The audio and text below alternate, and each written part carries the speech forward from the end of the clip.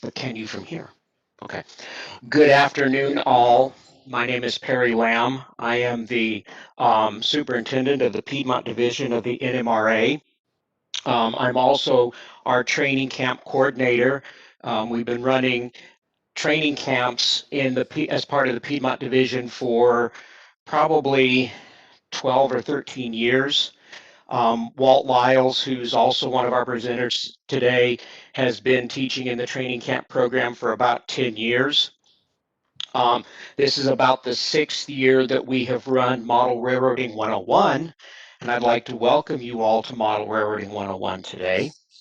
Before we get too far along in the process, I want to make sure that I don't forget to thank the people who have sponsored this or have contributed to it.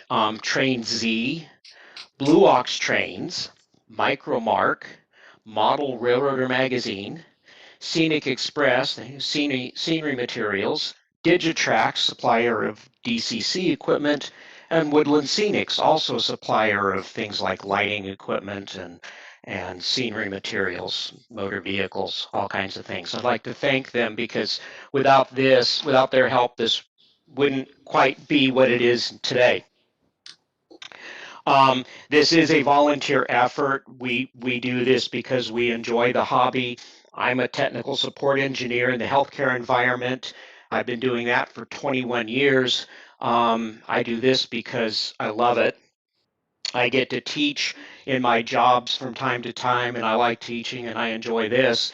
So this is what I do for fun. I'm doing another one of these clinics, or another clinic like a training camp next week for one of the divisions near us.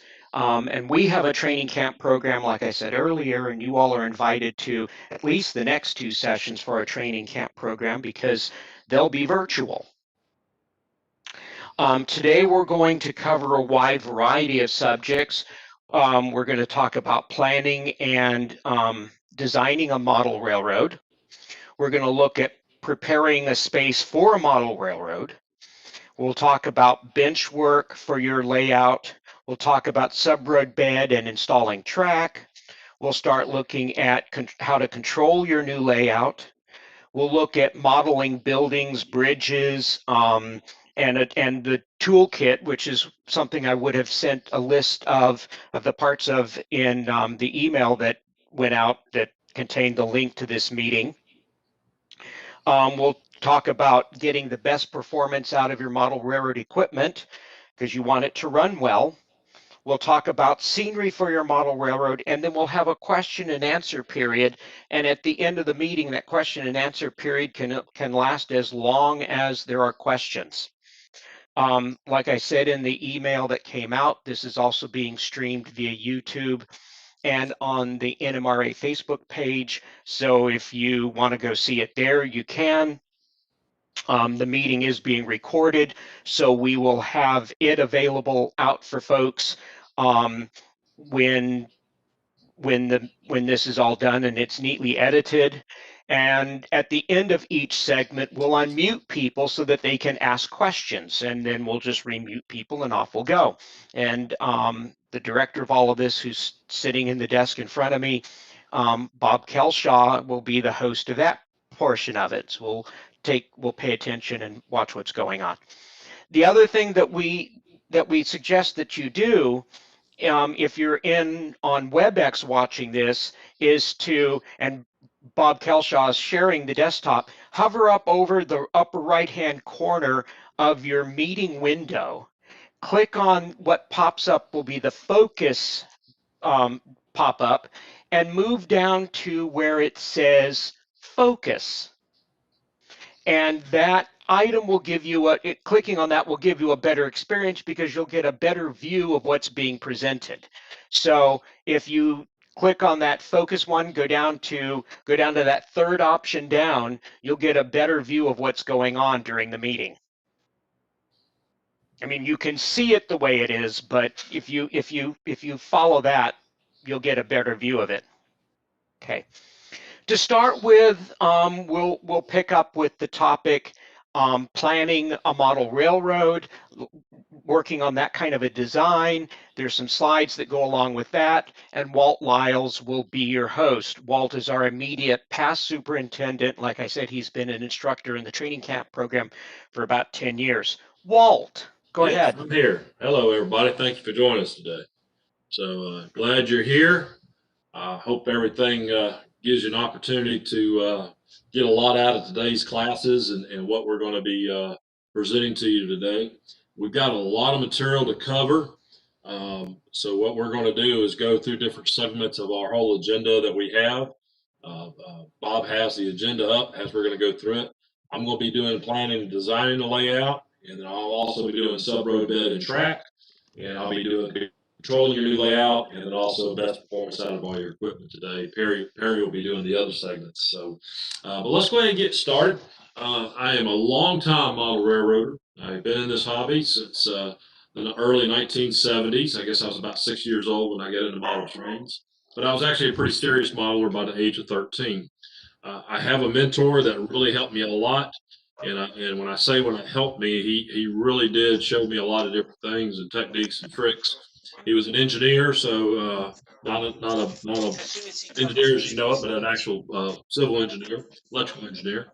And so I learned a lot from him on the Yeah. planning aspects and putting things on paper or designing them in the computer long before you ever cut some wood, cut materials, things like that. So one of the first things I want to talk about is talk about scales. There are different scales or gauges of model railroading. So I am personally an HO modeler. That's my personal favorite, and I've been doing that and been in this hobby a long time. But it's really up to you what you like. There's N scale, which is half of HO. There's O scale, which is basically twice the size of HO. There are other gauges in there as well. There's Check the Z, which lobby. is super small. There is Check the there are some lobby. other larger scales called G scale, which is a lot of people use them for Okay. outdoor. So there's a lot of different things that go on with the different scales. But I will tell you this: that's probably the first and most important part is because you don't want to buy anything until you know what scale you're going to be in, so you know which things and items to purchase. I will say this: as we get older, the larger scales are a little easier to see. When you're younger, a lot of times N scale is quite popular. You can put a lot of railroad in a lot smaller space. You live in an apartment or maybe have a smaller home that may allow you the flexibility to put a nice railroad in and still have a lot of railroad in a small minimal space. Z scale is super small, which really gives you a lot of opportunity to really put a lot of railroad into a space. HO is still probably the most popular around the world. It's one of the most active gauges of products available, but obviously all the others have a lot of products as well too. But it just depends what you're interested in and what's most comfortable and easiest to you. You may have inherited a collection or something like that, and that's one of the reasons you're getting into the gauge you're getting to as well. So um, when we talk about now that we've picked a scale, now we have some idea of what we want to move forward. So planning where am I going to my room dimensions are the first and most important part of what we're going to do first.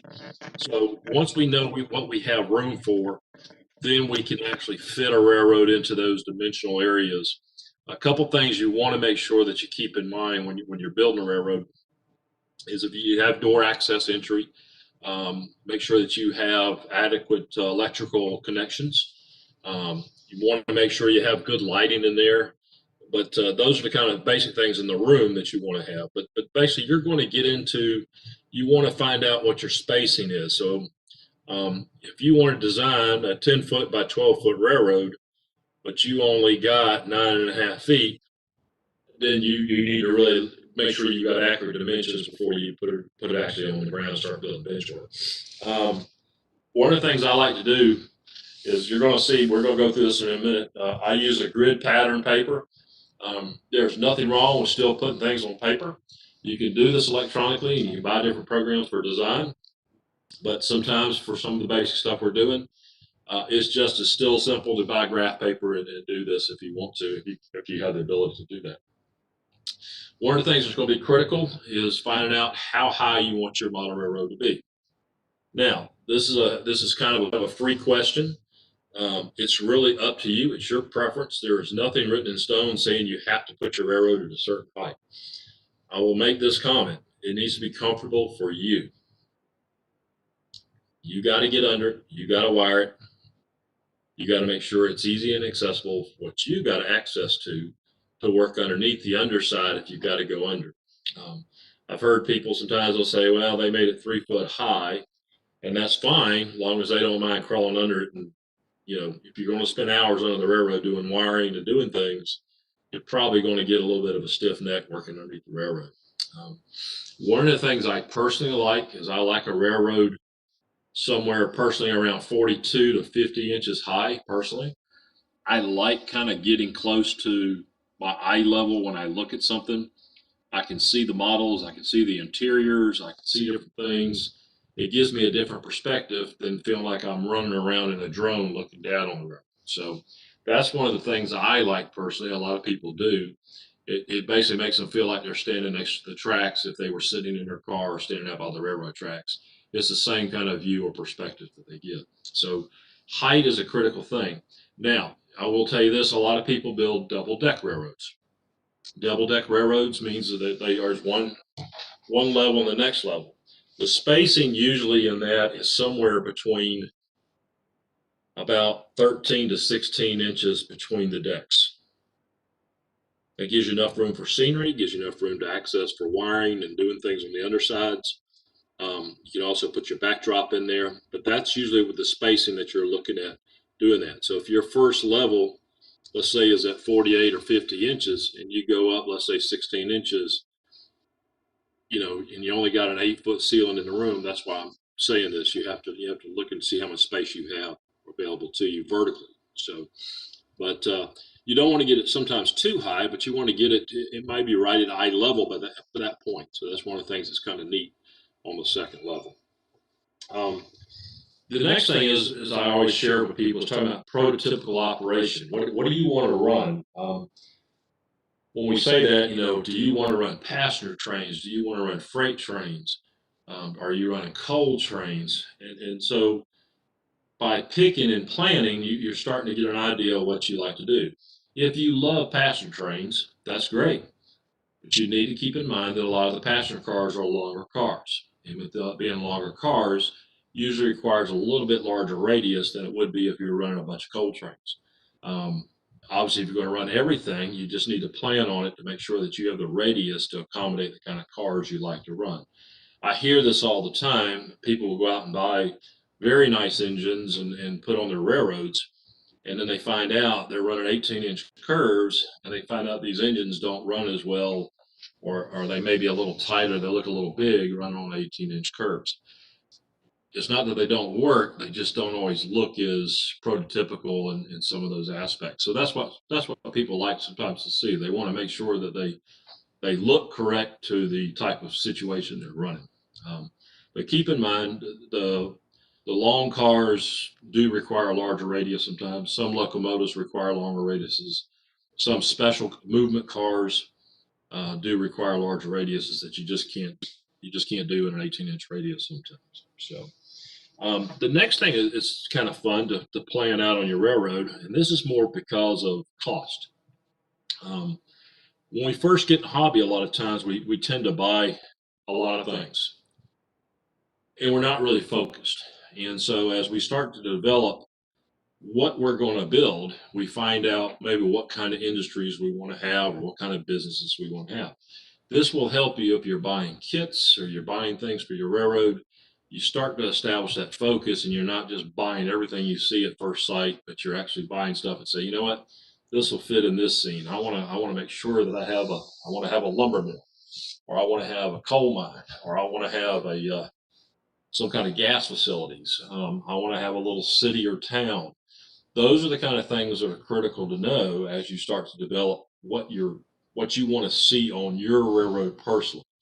Everybody's railroad is going to be different. This is very artistic type of stuff. So you want to make sure that you have a railroad that is adequate for what you like. I tell you, I've not been doing this a long time in the hobby.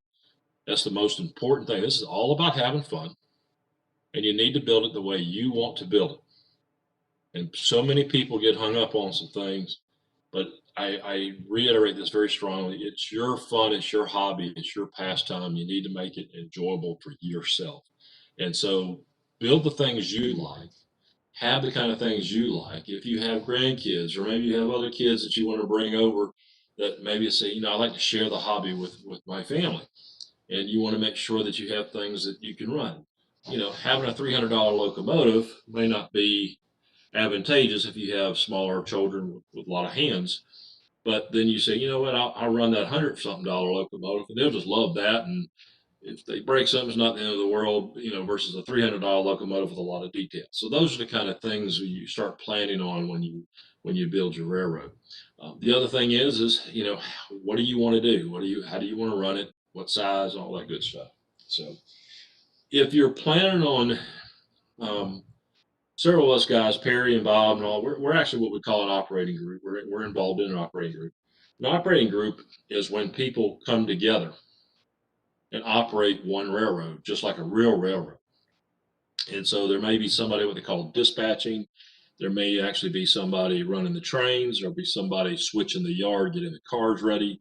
Depends on the size of your railroad. And so with that in mind, you do plan on, okay, people will be standing here or here. So you make sure that you have enough aisle space and room to accommodate people moving around or switching trains or whatever they're going to be doing. If it's an operational type railroad, and that could be 2 people, it could be 10 people, it could be 20 people, depends on how much room you have. We have seen some enormous railroads built that takes a lot of people to operate just to pull a train out. It's amazing. It's very much like the real railroad, and it's a lot of fun. You use walkie talkies and you talk through headsets, and everybody has a train number, and you kind of delve into this world of you kind of forget about all the crazy stuff going on your day to day type stuff going on in your life. So all you're focused on is running your train and make sure you don't derail and get into the next spot and stop at the station or go to the yard with the freight and everything else. So those are the kind of things that are very important, that we like to do and see. So um, we'll go to the next slide. One second here.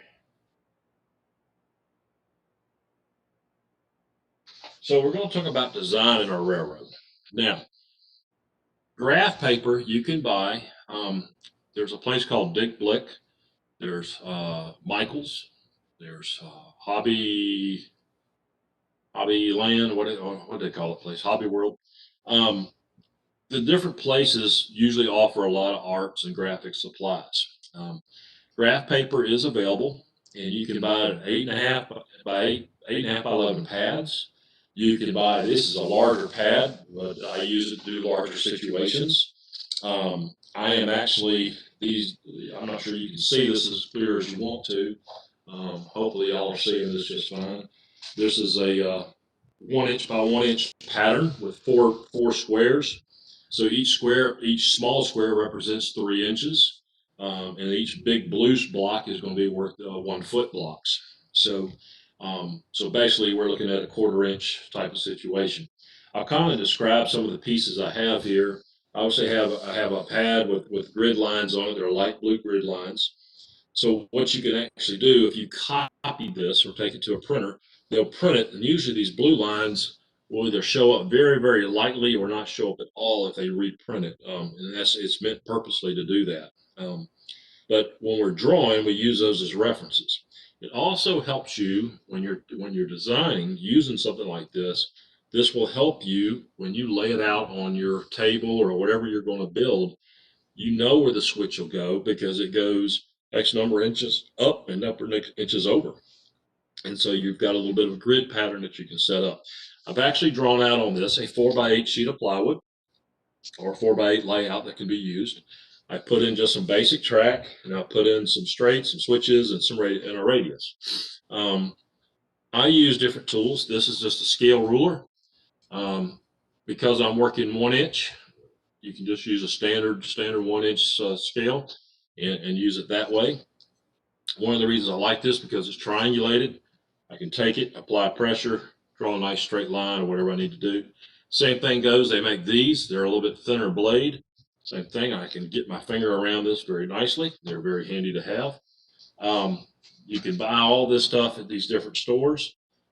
This is called a compass, and this is how you actually draw your radiuses. And so all I do is spin this little wheel, find where I'm going to have my center point, set this up, and that's set on 18 inches, and I can actually draw that line and draw my radiuses. If I need to draw a wider radius, I can set this up to do what I need to do.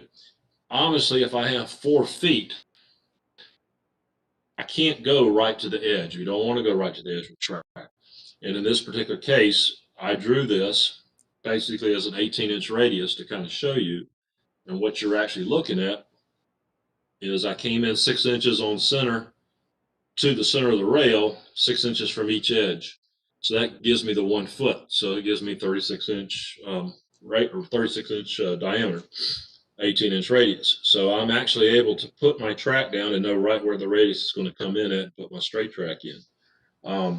In HO, 18 inch is about the smallest you want to go. You can go smaller, but you're not going to be able to run a lot of equipment. In N scale, a 9-inch radius is average. And as you get into O scale, you're going to get into a little bit broader curves as well because of the equipment. It's just a lot bigger equipment. But you want stuff to look good. If you can justify going to the wider radiuses, it's worth it. You could do a 22-inch radius in here or a 20-inch radius, and that would give you a little bit more room to run passenger cars, things like that. But it does start getting out to the edges a little tight. If you want to have scenery between your track and your edge, then you have to have the radiuses condensed down on something like this. A 4x8 is probably the most popular railroad that's been out there. As far as sizes, there's lots of track plans, a lot of things you can do with a 4x8. It's a good starting point for your first railroad. 4x6s are also good sizes. Don't give you as much room to run a railroad, but it still gives you the ability to put a good bit on the ground and actually have fun with it. So a lot of people build a 4x8 and then they come back and build another 4x8 and create some kind of L size and then combine them together over time. So there's different things you can do. One of the things we always suggest to people is when you're building a railroad, leave a switch with some kind of kick out. So if you ever want to expand, you can always tie back into the main part of the railroad with a future railroad design option. Just don't lock yourself in. And sometimes you can put an industry on the end with a stub track and then come back and tie that in as a future part of the railroad. So people ask all the time what these devices are. These are the triangles we use, right angles. You got some circles in there if you want to. There are some templates that are made. There are some templates you can buy. You can order them sometimes through Walthers. They're actually green templates, and they're fitted to do the different scales. And you already have some radiuses pre-cut out of them and things like that, and you can get a hold of templates. But I personally don't mind using a compass. I come from this world. I'm actually work with CAD all the time and learned how to do drafting many years ago. So this is all part just normal to me. I usually use a good designer pencil. It can still be erased, but it's not just a regular pencil. It's what they call a mechanical pencil. I use triangles, protractors, rules, paper. These are the different things you can use to actually do your design. Now, I mentioned earlier in our clinic, I talked about CAD, which is computer aided drafting. There are different programs out there. They're not very expensive either, and they will allow you to have a library of the different tracks, switches, things like that that you can utilize. And they're already preset, so they will connect the tracks together in the program and allow you to actually do the same thing. And you'll pick, let's say if you use Atlas track, you can actually use an 18-inch piece of radius track and connect it together and form whatever you want to form. And you can actually use their switches and things like that and preset them up onto the grid. So you got a lot of different things you can do with CAD. You just have to learn the program and learn how to use it. It'll allow you to set up the 4x8 grids or whatever size you want to use. Some of them offer free versions. You can't do much exporting, but you can do basic design on the free versions. If you get, some of them have limitations on the sizes. You can't go beyond a certain size. Now, if you want to do that, then you actually got to pay for the software. So there's different options out there, but I want to share with you, there are actually some excellent little CAD programs for model railroaders that are available to you to use. The next thing is I would say go to websites. I would say Model Railroad is actually one of our sponsors, but in each monthly issue of Model Railroad, there is usually some design of a railroad. Well, find something here. They usually have a feature railroad that has the layout of it. Just trying to find what they had in this issue. And that just gives you a chance to learn how to look at something, how it's actually going to do. I can't find it right here right quick, but I would highly encourage you to read your magazines. There's nothing wrong with reading the older magazines, and also get curved descriptions to learn about how to do the different features and stuff you want to do. Obviously, the website's excellent. I will say this, Model Railroader Combat has a website that you can go to that has digital plans that you can actually download, PDF ones, and you pay a certain amount of fee for it, but there's like 100 or 200 different railroads in that little combination of stuff. And you can download those and take a look at them and see if there's something of interest to you in those settings. Biggest part is be creative. Look for the opportunity to use different medias to pull all this together. You like a scene. A lot of times, most of us that design railroads usually are designing something or putting something together that maybe in our childhood we remember special places or places we traveled or places we used to rail fan at. And so we capture that moment of time in our railroads. And mine would be maybe the 1980s, 1970s and 80s, as I was growing up and I enjoyed train watching. I will be going back and building a railroad that fits a lot of the stuff I remember from the 1970s and 80s. I still like also modeling the modern stuff. So you can do both. You can fix it wherever you want. Architecturally, when you're putting buildings in and things like that, they kind of date themselves depending on what era it is. But you can change that around, whatever you. It's your railroad. Be creative. Do whatever you like.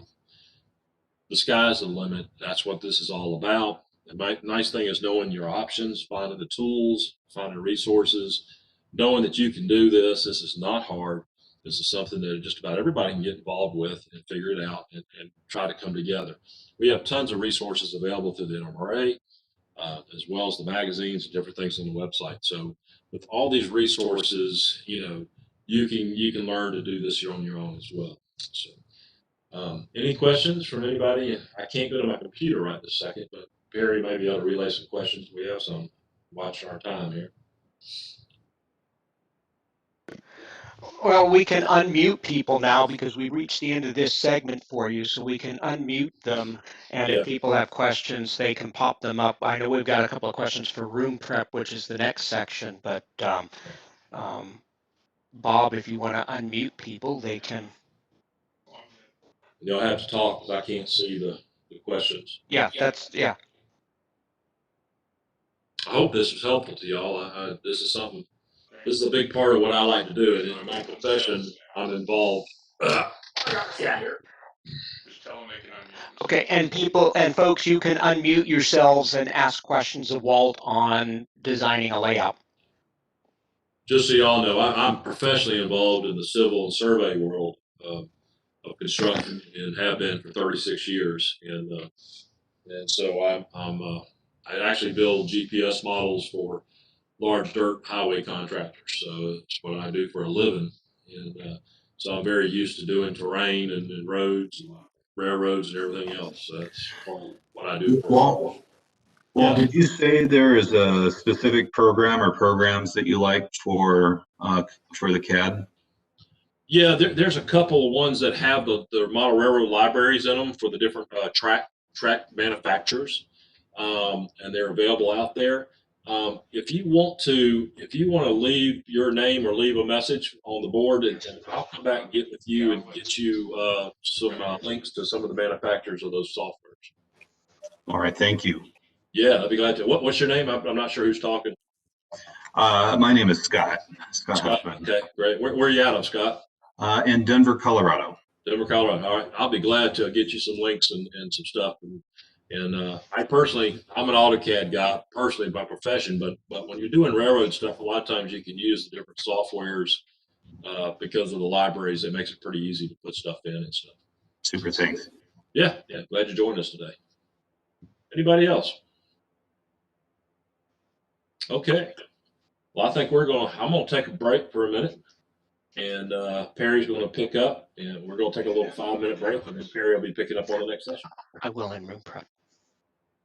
Thank you.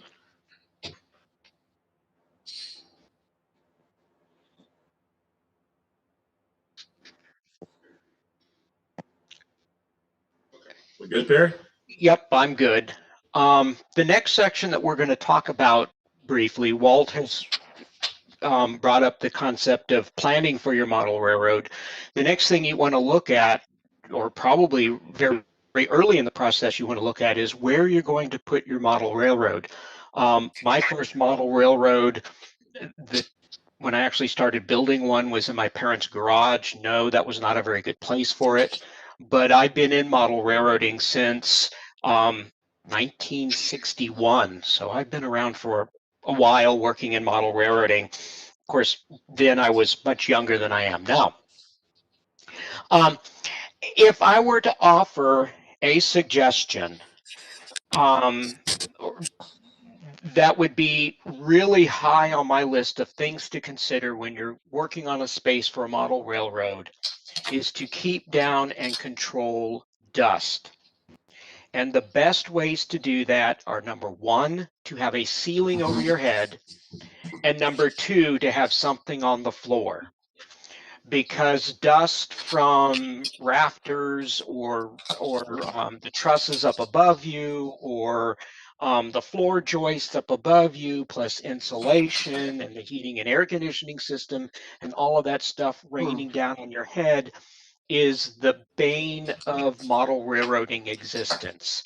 Dust on your railroad is horrible. So if I can suggest, number one, even if it's just a drop ceiling, put something over your head. Second, seal the floor. And if you're in a basement, seal the floor and the walls. Even if you don't build stud walls, seal the walls, because concrete dust will eventually permeate the air, and that's just kind of yucky. That adds more dust. And if you seal the walls and the floor, you'll do something towards making your room a bit more waterproof, which is a good thing. I have one of the members of our operating group did not do that, and he's had a leak in his basement, and it flooded the floor and kind of made a mess of his room. So he's had to go back after the fact and seal his walls and floor. That's not really good. Now, that doesn't mean that you have to have a room that looks like the room in my basement, but you don't have to have a drywall ceiling. You don't have to have a carpeted floor. The last iteration of my railroad was on a floor that had peel and stick tiles, and that worked because it sealed the floor down, kept out the dust.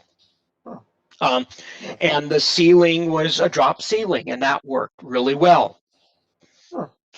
Wall prep for a backdrop is like I said, at the very least, seal the concrete walls, and you can paint them a sky blue.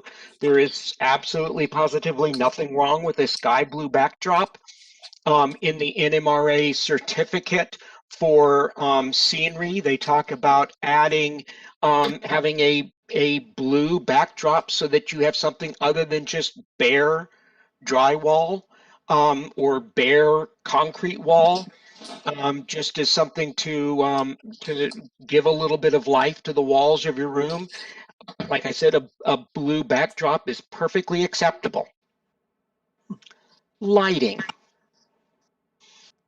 You can never have too much lighting in your model railroad room. And as we get older and our eyes grow dimmer, having more lighting is far better than not having enough. Now, if you listen to someone like Stephen Priest, and it's actually, and his argument is quite valid. If you drop in the 2x4 fluorescent box light fixtures into your room for general room lighting, when you're building, when you're doing scenery, when you're doing whatever it is you're doing, those lighting fixtures will work perfectly for you. There is absolutely positively nothing wrong with them. I've used fluorescent lighting in the current iteration of my Utah, Colorado, and Western. Works fine. And those fluorescent 2x4 fixtures are really cheap. But for something that really makes your layout look nice, I cannot highly recommend enough LED lighting. LED lighting is dropping in price. The LED lights that I have in my basement right now fit the same lighting fixtures that I had for incandescent lighting when I had the basement finished.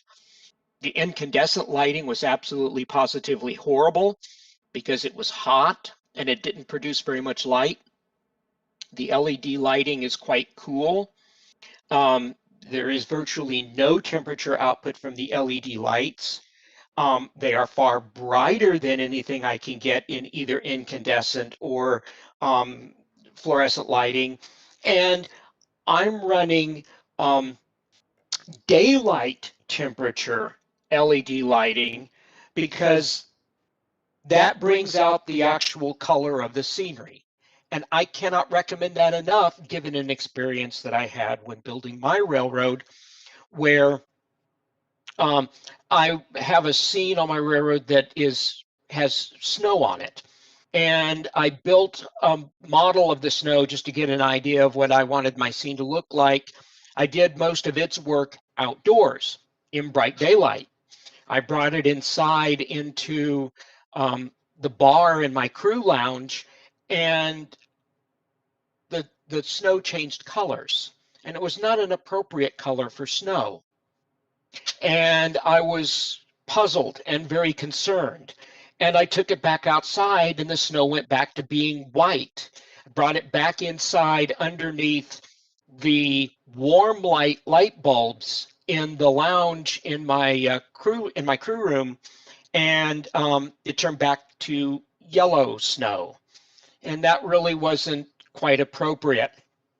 And then I took that same model into daylight, my train room, which had light LED lighting, and it went back to light, and I figured out very quickly it was the temperature of the lighting, daylight versus warm white, that made the difference. So I cannot recommend daylight LED lighting for people to see your layout, for operating sessions, for giving the neighbors a tour. When your family comes by to see your railroad, if you can do that at all, do it. There's already been a question that popped into the question segment, the chat session on the room about electrical outlets. And to be quite clear, you can never have too many outlets in your train room. It is not possible. I have a box of 4 outlets about every 8 feet around the perimeter of my room, and I have wired long runs of coax, or excuse me, no, conduit down to down through the peninsula of my layout, because that's not obviously against a wall, and installed 4 box outlets down the peninsula of my model railroad, so I can have electrical outlets everywhere, because you will need them to run power tools, you'll need them to run vacuum cleaners, you'll need them to plug in power supplies for your model railroad, you'll need to run lighting features for building lights and all that stuff. I have plugins for the sound system and the lighting functions for grade crossings, and they're on their own independent circuit. They're with their own independent wall wart. If you can have 100 outlets in your outlet room, in your railroad room, you will probably be very pleased with yourself. Something that is very important to remember when working with electricity in your train room is you really want to be able to isolate your train room from everything else in the house, because let's face it, model railroads are expensive, or can be, especially if you've been in it for any length of time. And frying your model railroad and your DCC locomotives is really painful. So I have the ability to kill all the power in my train room from the wall outlet, from the wall switches as I enter the train room. And each of those switches has its own LED panel light built into that switch, so that when I kill the power, the light goes out. When power is on, the light is on. So when I leave the room, I flick those two switches, and half the train room is on one switch and the other half the train room is on the other switch, and it kills it. And each of those switches runs to it, has its own what they call a home run back to the circuit breaker panel. And each one of those, each half of the room is on its own circuit breaker, plus the lighting is on its own circuit breaker. But being able to kill the power in a room will do two things for you. Number one, it will help save, or it will save, your expensive electronic equipment. Number two, if you've ever done this, and I have, if you've walked out of the room and left a something along the lines of a heat gun or a soldering station on at 800 degrees, and you've walked out of the room and left that on, killing the power to the room will instantly kill the power to your soldering station, and you won't potentially cause a fire. That would really kind of be bad. That would really kind of suck. So being able to kill the power to the entire room is really nice. Something that you really want to consider, especially as we get older, is proper aisle space, doorways, and maybe even ADA access to your train and to your train room and to the layout itself. It's very nice. Getting to my basement from the front of the house, like for tours, is down a paved sidewalk. There is a step up into my basement, but the step up into my basement can be navigated by a wheelchair, because the step up is about an inch, and rolling a wheelchair backwards up that is doable. Done it before. And I built my layout so that it was ADA accessible inside the rooms around it. Now, obviously, the second deck is a little bit high for somebody in a wheelchair, but with a cell phone, you can record video and instantly display that back to somebody, and that will work. But I did all of that because my wife at the time needed a walker to get around. And in order for her to be able to get around the layout room, I had to have aisle space wide enough for her walker to navigate freely and successfully. And that's what we built when we built the bench work on my railroad. Plus, even for us, as we get older and wider, being able to get through the layout and run trains with our friends who are also getting older and wider, trying to put it politely. Having wider aisles makes it nice on us and all of our friends.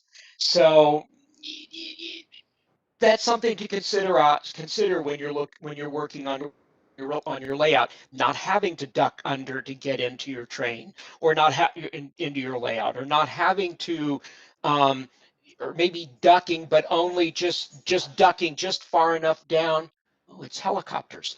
Just far enough down, big helicopter. Just enough maybe to nod under. I've built my layout so that there aren't any duck unders into it, which is nice. It's a complete closed loop, but it's stacked on top of each other with a helix in the middle, so that I don't have to duck under my layout to get in, and I've got my aisle space wide enough that a wheelchair or a walker can navigate through it, which is good for my operating crew members, because some of them are in this older but wider category. And our director is sitting there chuckling at me. So those are things to think about when you're looking into your room. But like I said, the biggest thing that I can recommend when you're working on when you're working on your room for space for model railroad, number one, ceiling. Number two, something for the floor to keep your floor sealed and control dust.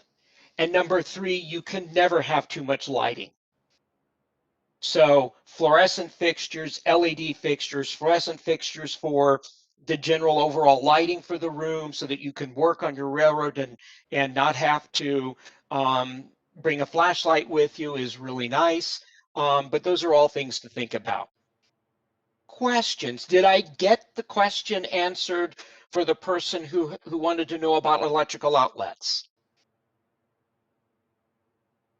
Because he asked how many. Yes, thank you.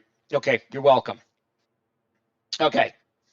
Not a really long subject, but it's an important subject. You want to be comfortable when you're working on your model railroad. It's not much fun to go into the basement when it's freezing outside and your basement is cold.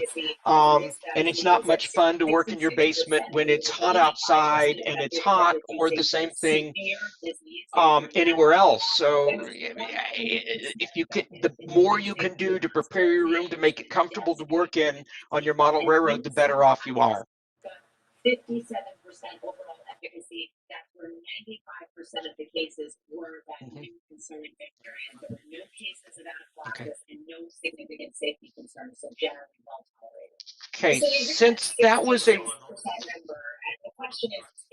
since that was a relatively short topic, we'll continue with bench work, because that's the next thing that you need to look at. It's a common question. In our operating group, we have removed someone's bench work because his bench work was built out of leftover wood pallets, and that wasn't overly completely successful. So we're going to look at bench work. We're going to look at different types of bench work. We're going to talk about nails versus screws. We're going to look at what is strongest. We're going to look at adding backdrops, what kind of legs, and I'm going to try to be polite about this one, and what kind of wood we should use. And I've got examples of all of this stuff standing here next to me, so I will bring that up and show it to you. But those are the things that we're going to look at when we talk about bench work. And we can start with the two types of bench work. And the two basic types of bench work are similar to what people use when they build modules. And we do a lot of it in our operating group. We build boxes, 2x4 or larger or smaller. You kind of got to be careful because you get something that's too large, it's kind of hard to move around. But we can start with the material that we use, and I've got a corner of what one looks like, and this is the beginning of a box. Yeah, I know it's only two sides and it's not 2x4, but the other component, the full components for it, here is a full section of a side, and here's an end, and these are what we use to build our boxes. We put the parts of the box together and off they go. And we'll talk about that more in a little bit. The other major category of bench work is called L-girder. And it's called L-girder because if you look at this from the end, it looks like an L. And this is really nice for a long run. Like in my case, my peninsula is all L-girder. And we have sections of bench work that are 10 feet long, and they're built out of this 1x4 material and a 1x3 actually on top of it because it's quite so long. And this is really nice because it's very rigid both up and down this way, and it won't twist because of the piece screwed to the top of it. So all of this is screwed together. Then you mount these two L girders next to each other, and you use risers. And you set your sub-road bed on top of that, and off you go. Building a box like this, you can then deck the box with plywood or extruded foam insulation or whatever it is you're going to cover that with. This uses a lot less of that material. I use PVC doorstop material as the sub-road bed, and it's dimensionally very stable. It's been in my basement for 15 years and it hasn't expanded or contracted because it's PVC and it's impervious to humidity and temperature change. Not that that's so severe in my basement, but basements are that way. So those are those two major categories of bench work. One is building a square box, and the other is building this L girder framework. Now, nails or screws when building bench work, and I see this question periodically pop up on the NMRA Facebook page, and my answer is always the same. Please do not use nails to build your bench work. Nails for your bench work will eventually work their way free, and your bench work will eventually pull apart. As your bench work expands and contracts, because let's face it, wood does that, it will pull the nails out. For all the bench work that we build in our operating group and everything that we teach when we teach bench work track building or bench work building as part of our training camp program, drywall screws. These are the longer drywall screws that we can use to attach things like decking to 1x3s or 1x4s. We can use these to attach legs to things, but coarse thread drywall screws, 3-inch long for attaching larger pieces together, 1 5/8 drywall screws for attaching smaller pieces together, in my opinion, and the opinion of a fair number of other people, is exactly what you use. And you can get them in these bigger boxes so they're cheaper, and off you go. Something that's very important to remember.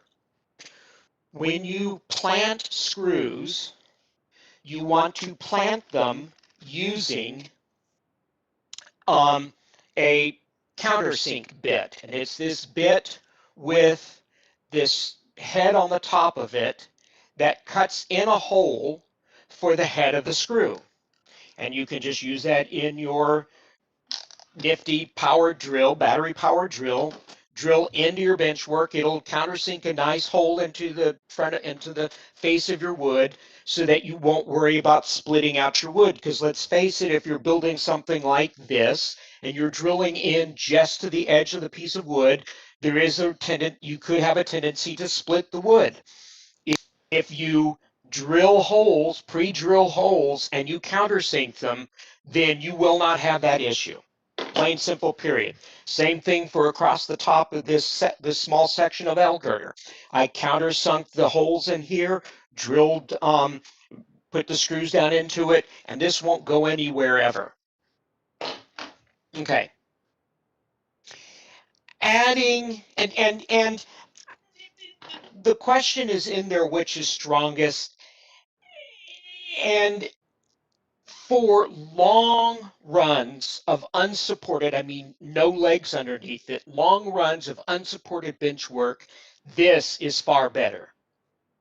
But if you have the ability to add legs underneath it, or you're working up against a wall, building boxes out of this kind of material, these 4-foot long pieces attached to these shorter pieces, and you can build 18 inches, 2 feet, maybe 2.5 feet, something like that, to build the depth of your boxes.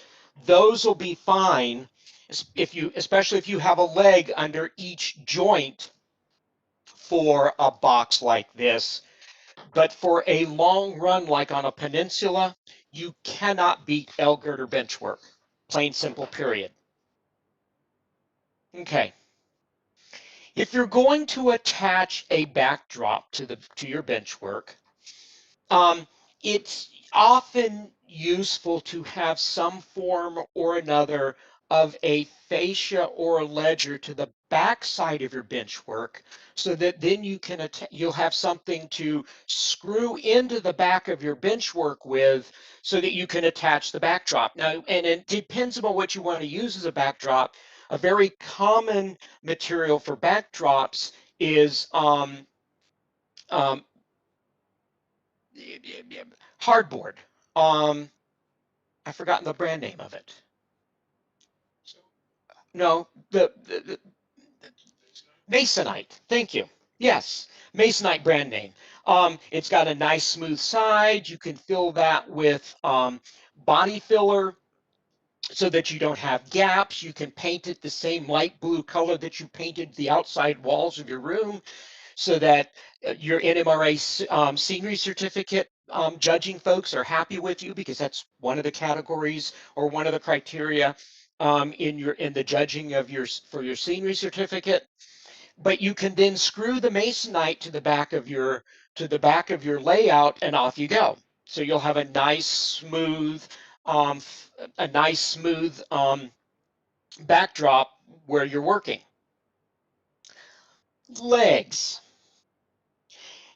Now, there is a post currently that's been in the last day or so on the NMRA Facebook page, and there's a guy who's building his bench work, and I'm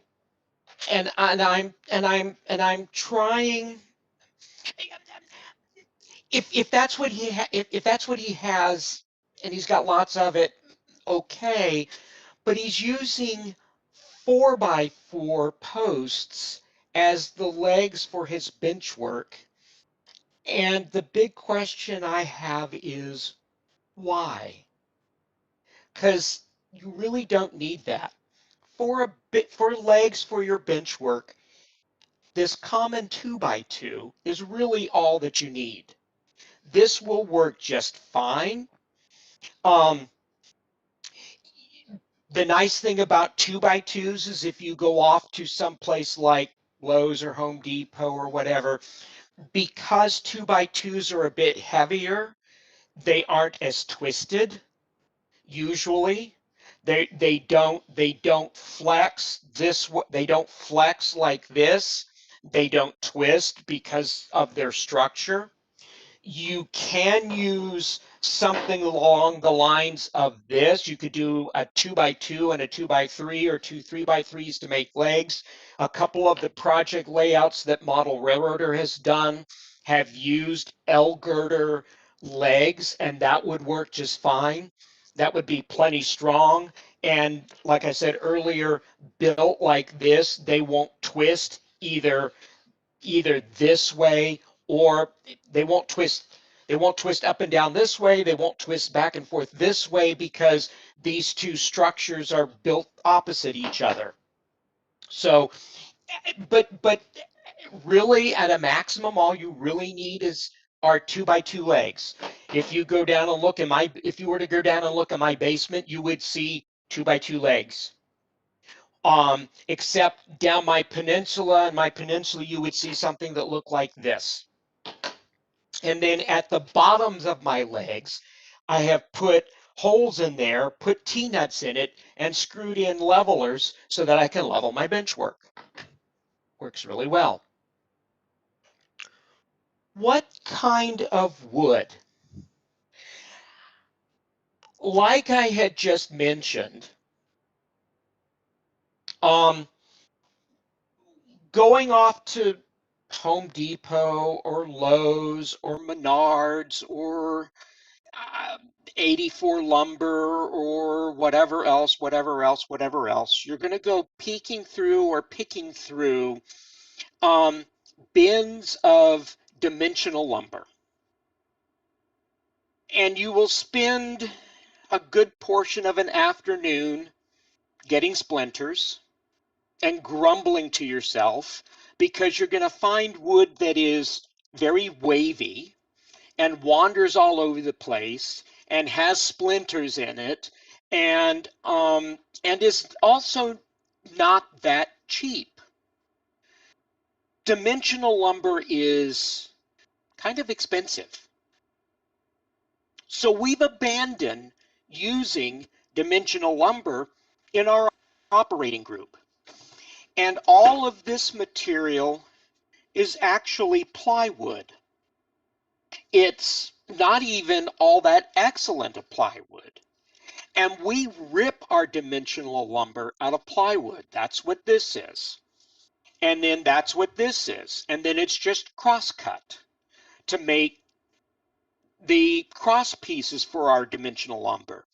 And it's nice because plywood is far more dimensionally sound and isn't as susceptible to all of the waves and twists and whatever else that dimensional lumber is as it's drying, because all of these plies being glued together make this more dimensionally stable and less susceptible to twisting and warping and whatever else and humidity.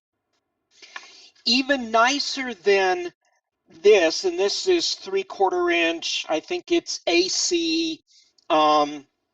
So this side is sanded, this side is rough, and it really doesn't matter because it's going to get decked over anyway.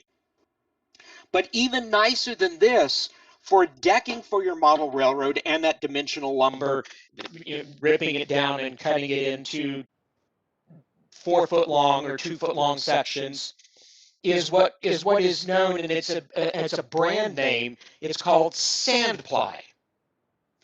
And the sand ply is actually thinner plies of wood glued together with a better quality glue.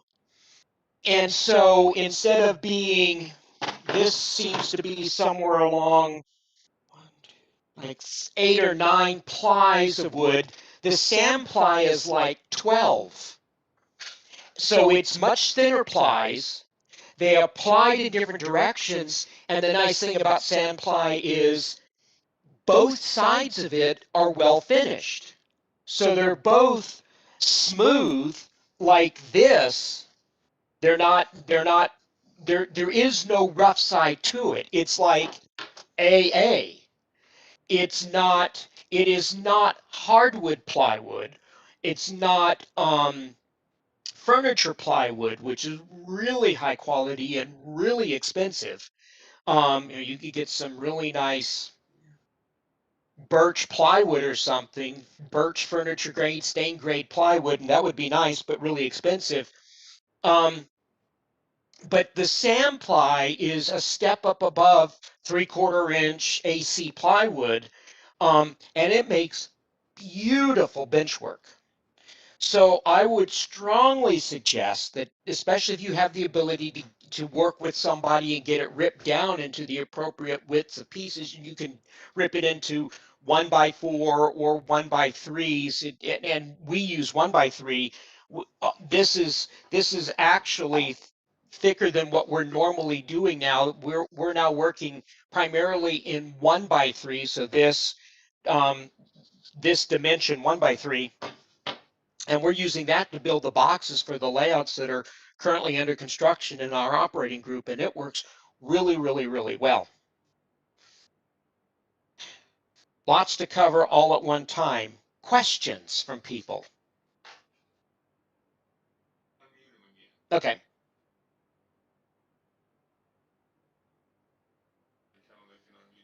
Okay, you can unmute yourselves if you've got questions. Yeah, when you fasten the masonite backdrops, do you have to fasten the masonite where there's a seam, or can you just apply filler and go forward? what you would end up doing is applying appropriate glue to the backside of the two seams of masonite, and then put another piece right up against it, and put in a like a patch plate, and then fill that one, skim over that gap with body putty.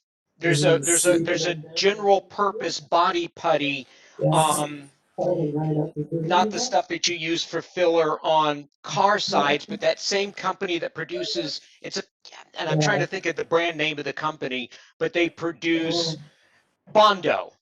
Bondo produces two different varieties of body putty. One is a general purpose one, and the other one is one that's more suitable for metal. And you use the general purpose variety, skim that over your gap, and it won't crack, it won't expand, and it won't contract. And it's easily sandable with regular sanding material. You paint it, and the seam is gone.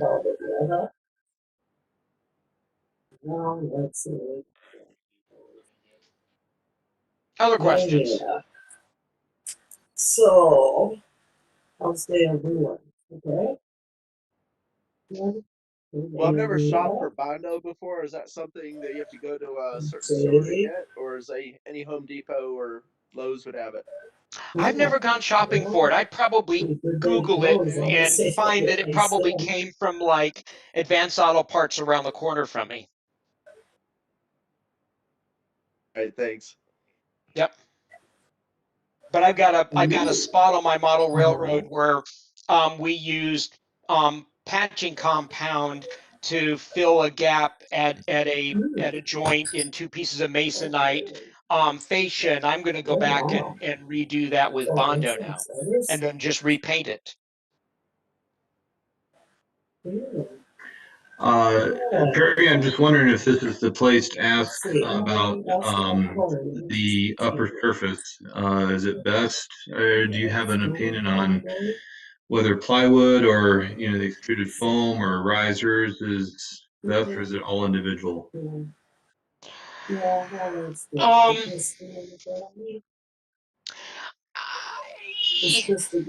we will talk about it in scenery. Walt's going to talk about it a little bit. He has a direct question related to it in his section on laying track. I'll give you my personal opinion now, since we got a little bit of time.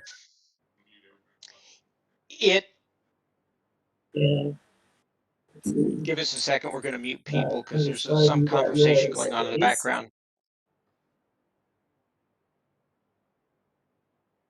Okay, it really would, in my eyes, it would really depend upon what track is going on top of it. I got a section on my model railroad that is main line running through the woods, through the forest, up in the mountains, on my upper deck, and I probably could have decked it straight with 2-inch extruded styrofoam insulation, and it would have been perfect because there are no turnouts.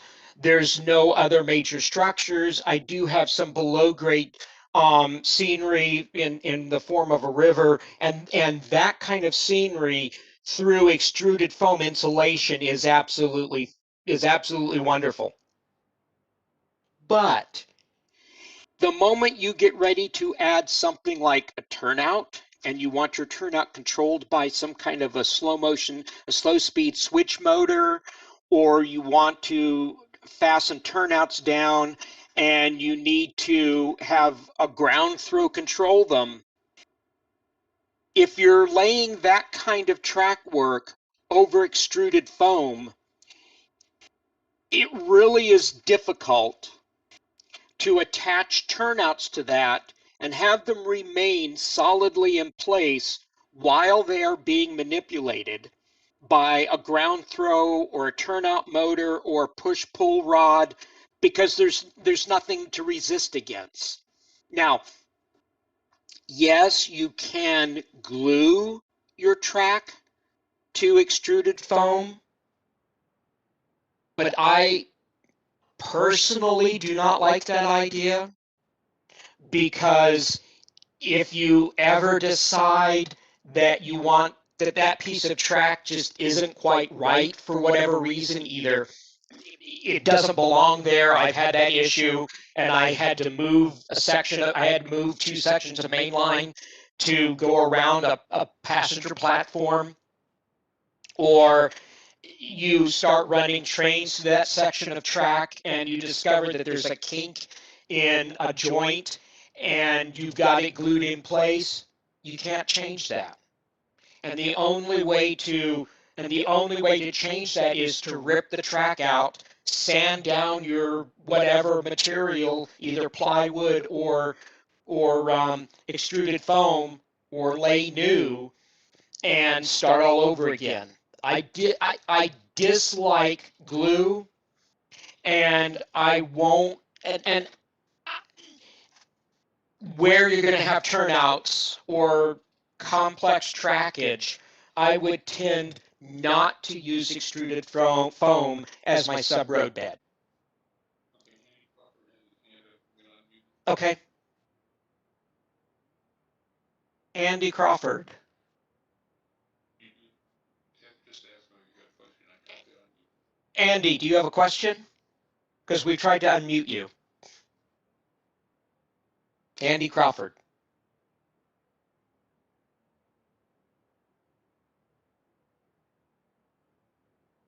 Okay. Okay, the next section is going to be sub-road bed and track, and Walt will have that section in a little bit. We're going to take a short break. If you want to get up and run around the room, we'll unmute people for now. And if people have general questions or comments or something, you can pop those up. But we're going to take a short break for maybe 10 minutes, and we'll be back.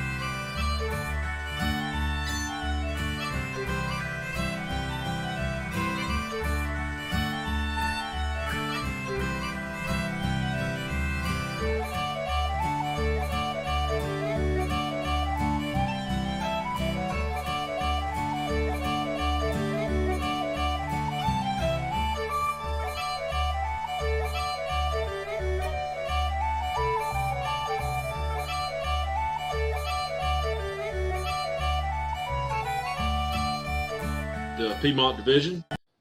This segment is actually going to be on sub-roadbed and talking about track and all that. We're going to probably go for about 30 minutes, and then we'll take another break, and then I'm going to switch everything on my table to control systems.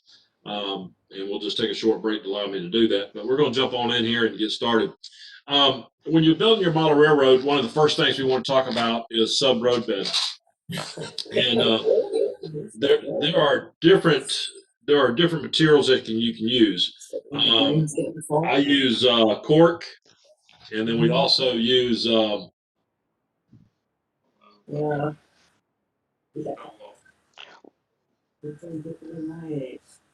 Walt, we're going to mute you for a second and then unmute you. I'm in the middle of my presentation.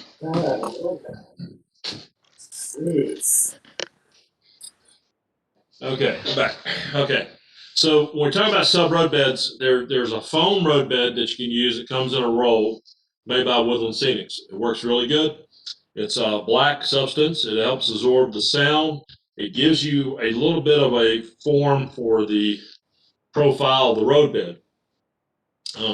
It's easy to use, and you can glue it down is the best way to do it.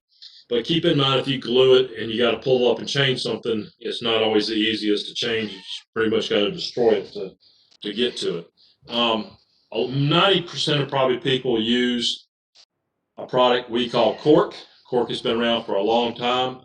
It's fairly inexpensive. It's easy to work with. It is very. Hang on. Yeah. It's easy to work with. It is easy to manipulate and change if you tack it down. You can use a cement-based product that you can put it down with if you want to use a cement-based product and smooth it out. The same goes with the black foam. The black foam, you can use an adhesive, but then you use a spatula, you smooth it out on the surface, and you lay it down. But pretty much once you do that, you need to have it where you want it and pretty much be in place. I use tack nails. You're going to use tack nails a lot of times when you're doing cork. And one of the reasons we use cork is it can separate. And when you draw your center line of your track, you're going to lay the smooth edge down the center line. And then you're actually going to take your nails. And when you're tacking down cork, you do need to tack down a good bit. You're going to put it in the center of the cork. And you go about every 1.5 inches or 2 inches to make sure that your cork stays down really secure. But the cork is easy to cut. Now, Atlas makes what is called a little razor saw. It's one of the best little tools you can use when you're doing this kind of stuff. It allows you to get down. You can put your finger in the groove and actually cut it to width. Or if you got to cut a wedge out for the turnout, you can actually cut it real easy. You can use your X-Acto knife if you want to as well. I just find using the little razor saw is very easy. I've been doing this a long time, and it's very fast and efficient to use. But typically what you do is you don't keep them even like this when you're running your cork. So what you're going to do, you're going to spread it apart, and your two flat sides will match up even like this. But when you're laying track, what you typically do is you will offset these two. So you're not constantly running parallel. You'll offset it by a couple inches. So as you put this in, the next piece can get started, and you can see the line and stuff. So you're going to actually draw out your center line on your wood or whatever you're using. You're going to draw a center line to do this. Obviously, cork, if you put it down on a foam board, like a 2-inch piece of foam board, you're going to need to use an adhesive. And you're going to need to use some kind of adhesive that actually works and is safe to use on foam. So it's got to be a latex base, not something with stuff that would actually melt the foam. So you have to be very, very careful. So there are different things you need to be careful in the aspects of model railroad. Using the right products. When you're using something that has some volatile fumes, you need to be very, very cautious in that area. So what we try to use a lot of latex type products where they're safer. They won't irritate your lungs or your nasal passages, things like that. But cork is one of the critical things. I don't have a sample of it, but there's another product called Homosote. Homosote is used, it's a soundboard type of product. It was used they used it commercially in a lot of commercial studios for sound recordings. They would use it in there, and it would help deaden the sound in the room. and behind the drywall. The reason Homosote works really, really well is it is a soft product compressed. You can make it a little flexible by cutting grooves in it, but it looks really good, and you can actually buy it in large sheets and cut it yourself. Or you can actually, there's a company that used to make it that actually had it available where you could actually buy it in pre-cut strips with the profile of the railroad already on it. So it's one of the things you can look at when you're using it. Now I will say this: when I use cork roadbed, I typically, once I put this down, before I get into track laying, I will actually paint my cork. I want to seal it down and make sure that I'm getting, if I got any kind of environment with a lot of moisture or something like that, by going ahead and painting this with a flat base paint or primer, then I'm sealing that cork down, and it just kind of helps protect it. I'll usually paint it with some kind of light gray, maybe spray. I can even spray paint it, I don't care. Latex paint goes a long ways too, and you can just use a paintbrush or a roller and put it down very quickly. But it does help seal down the cork and if you always put your ballast down, if you had ballast actually separate out, what would happen is if you had ballast chip at some point, then the gray underlayment in there with the paint would show up, and it wouldn't look like the brown that you see with a raw cork like this. So cork has a lot of different advantages that you could do, and so that's one of the reasons a lot of us like using it. But Homosote also is a very porous material that you can use, but it helps deaden the sound. It is a little pricey. It's a little hard to find nowadays. There's not a lot of vendors that carry it. Sometimes you have to special order it and stuff like that. So, but a lot of people still use it. It's quite popular among model railroaders and has been for many, many years. So, excuse me, my cat's about driving crazy here. So one of the things I want to share with you is tools. When we talk about all this stuff, track, not all track is the same. And I want to share this because a lot of people, when they go shopping for track, they start figuring out, okay, what do I buy? And so I want to talk about, there's different sizes of rail. And you may see something and it's got a number on it, and it'll say, this right here is a good example. When you buy this package, it says code 83. Code 83 is the height of the rail. And then there's code 100, there's code 70, and then there's different codes also in scale and all that. The reason they use the different size codes is because the code 83 is more prototypical to look like the real thing. Code 100 is just a little bit bigger. It's not a lot. We're not talking a lot here, but it is a little bit bigger. Today, code 83 is probably the most popular among HO's gauge modelers. But I will say this, that if you can mix them, but you have to use certain rail joiners to offset the height difference when you're actually working with code 83 versus code 100 if you come into a joint where you change. Same with code 83 to a code 70, the same thing occurs. Code 70 is going to be a little bit narrower rails, a lot thinner, but it's used a lot of times on, you got maybe code 83 or code 100 on your main line, and you switch a code to make the rail look like a short line, a smaller railroad that's not used as much, or an old spur, and it just looks different. And so that's one of the reasons we use the different codes as well, to separate. It just makes it look more prototypical how you run what you're doing your railroad. Most of the manufacturers today offer code 83. I was going to talk about that. We talk about Atlas. Atlas is probably one of the most popular brands of track manufacturers. There's also a company called Pico.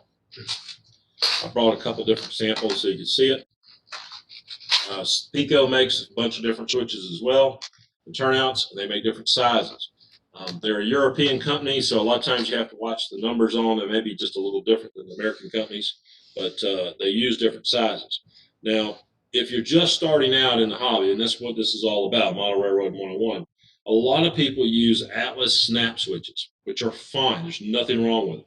This is not a snap switch. A snap switch will actually have a little throw bar on the side that you can either throw manually, or it will come with a little switch, electronic switch that goes into it, or you can actually still buy switch motors that go underneath the layout, and this goes into the center of the turnout, and you put this under there, and then you mount this on the underside of the table. And so a lot of people do use Atlas to do that, and they work just fine. There's nothing wrong with it. If you're just starting out, it's a great way to get started and actually have electric switches, and then you have your push buttons on the panel where you don't have to crawl all over the layout to throw a switch, especially if it's on the back side of the layout. So many model railroaders use that. But I will tell you this: as you get more involved in the hobby and you start to do stuff, you'll probably want to upgrade to a little bit better type of switches and things like that. The snap switches that come from like Atlas, they do have a little bit tighter radius. They usually work with like an 18-inch radius is how they come in there. Where some of the other switches have a different radius for diverging or whatever. There's also track made by Bachman, and I think also by Walthers. There's a couple of them that make these, but they use a plastic roadbed with the track already pre-formed into the track bed. If you're a beginner, this is not a bad way to go. It makes it easy. It kind of air-proofs the laying of the track, and the track just interlocks into different sections. They make the different turnouts and all that good stuff, and it works. There's nothing wrong with it at all. So if you're interested in that kind of stuff, it is definitely not a bad way to go. The only problem you have is if you ever decide to go from this back to this usually a little bit higher profile of the roadbed than maybe cork or something. You'd have to figure out some kind of transition to go from this back to the other type of product that you're using. So, but these have become quite popular. One of the reasons these are quite popular, a lot of people buy these sets, so these come in the sets. And the reason they're nice, if you're putting trains under the Christmas tree at Christmas or somebody sets it up, this is protecting your locomotives from the carpet fibers because you're actually got a hard surface there, and the carpet fibers aren't trying to get screwed up into the motors of the locomotive or into the gears. So that this actually helps out and cuts down frustration with first-time model train users when they first buy a set and they set up on the living room floor, maybe with carpet, and which has always been one of the downsides. The other thing I want to talk about when we start talking about tracks and doing this, it's called rail joiners. Now, I actually have some right here, and I wanted to show you these. Now, a lot of people make the mistake, they take these rail joiners and they twist them like this. And what ends up happening is they twist that tab. And so if you're brand new in the hobby, you're going to learn, you're going to need to take these and you just bend them and fold them back and forth, or you cut them with some kind of rail nippers to cut the tin. But you basically get a nice clean break, and you don't want to twist it. If you twist it, it won't fit on the rail very smoothly and cause you a lot of aggravation, a lot of grief in your model railroad. When I talk about track and doing all this stuff, this is a critical area. The reason we like talking about track work and doing good track work is because part of the reason people get frustrated in model railroading is if they don't put down good track work or do good track work, then the trains start derailing and they start having problems. And they get very frustrated, and they end up being not happy with the hobby. They say, "Well, my stuff never works; it always comes off the tracks." So taking the time to learn this and doing it right, or either learn from somebody, watching videos, reading books, whatever you can do is going to be very, very helpful to you when you're trying to actually put down your railroad. Smooth radiuses, as we were talking about in layout planning, all that starts to become a critical element in what we're doing here to get good track work as a final product what you're putting down. I will tell you, there's a couple different things when you're buying track. We look at different things. I was mentioning to you about nails. Some people will actually use what we call hand lay track. As you get advanced and you want to learn to kind of master your skills, you can hand lay track, and you actually use little spikes, and you put those little spikes actually in the ties and hold and actually fasten the rail to the ties. Works fantastic. Works fantastic. But if you don't have that time or don't want to spend that kind of high quality time, then you're definitely going to want to look at using commercial track that's available with ties on it and things like that. But it's still not always that cut and dry. Sometimes you have to fit things, cut things, and all that.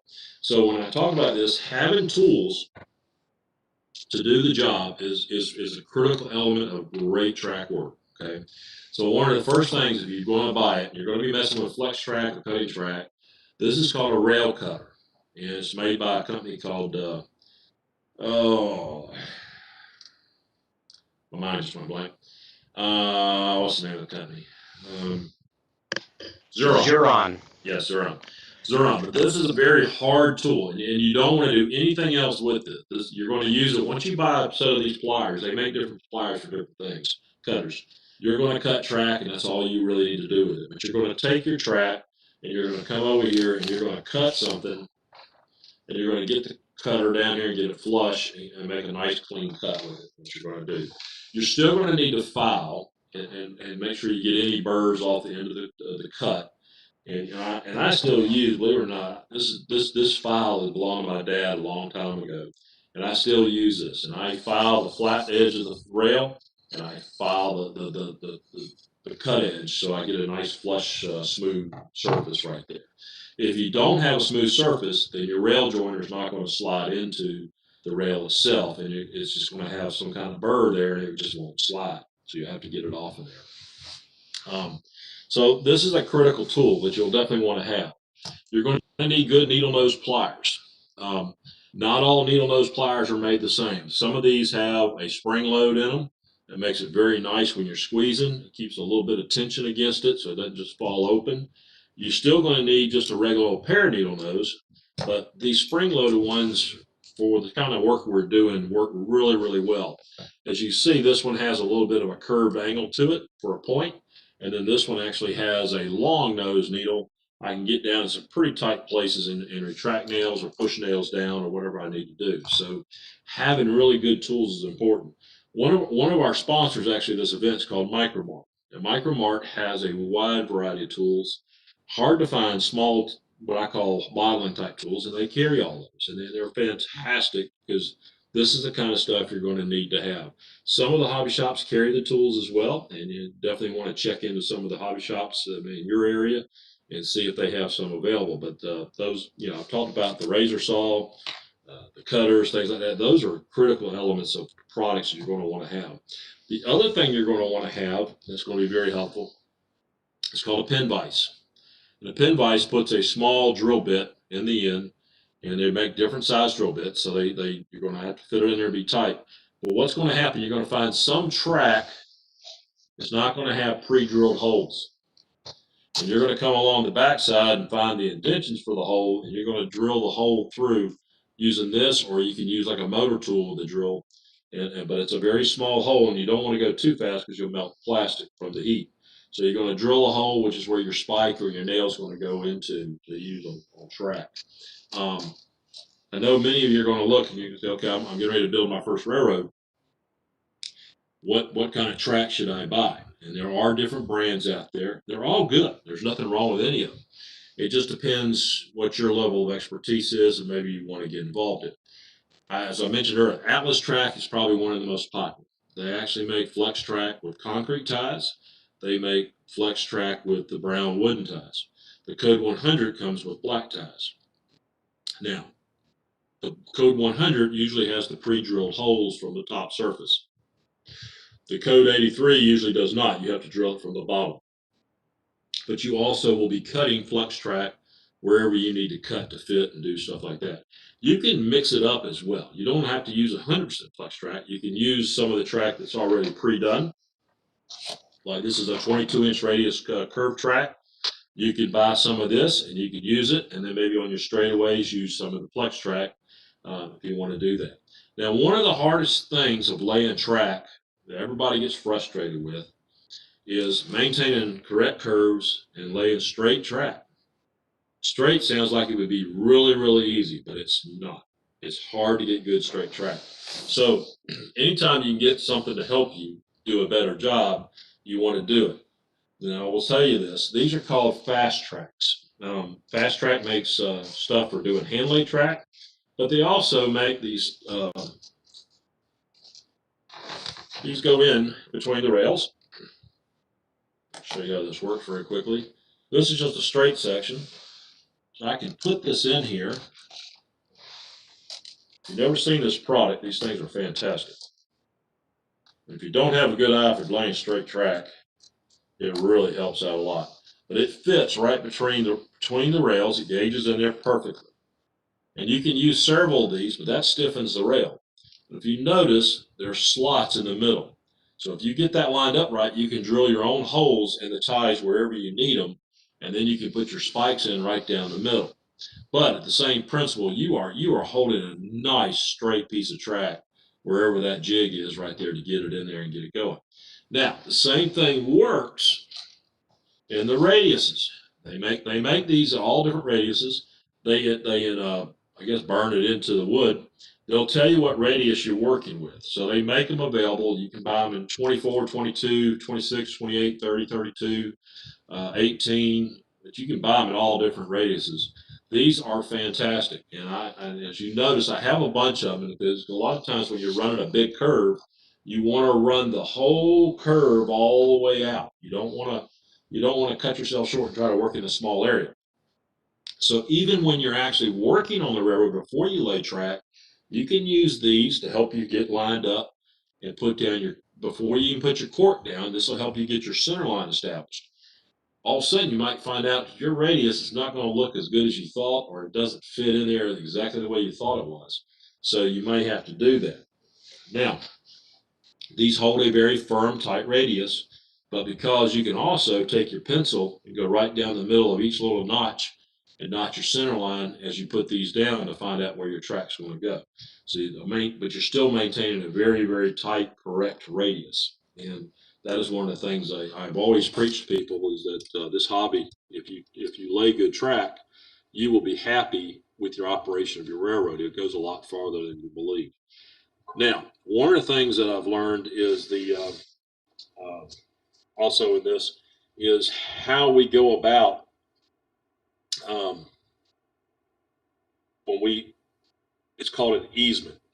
And an easement allows you, when you come out of a radius, instead of holding that tight radius, that last couple inches, you kind of smooth out and transition in without a full tight radius.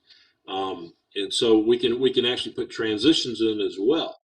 And transitions are a little bit more tricky, but it's like a 1/4 inch offset. So you can't necessarily use the jig when you're also doing this, but it allows you to take a little bit of that curvature and take a little bit of the rigidness out of it as you coming out of a curve into a tangent, what they call straight track. And so using these works fantastic, and then you make a little bit of modification as you tie back into the straight sections. But it takes a little bit of working in there to do that. Now, all these tools, all this stuff is real important to what you're doing. This one right here is actually, it's called an NMRA gauge. They make them for the different gauges of railroad. This is an HO one. But there are two little tabs here on the bottom.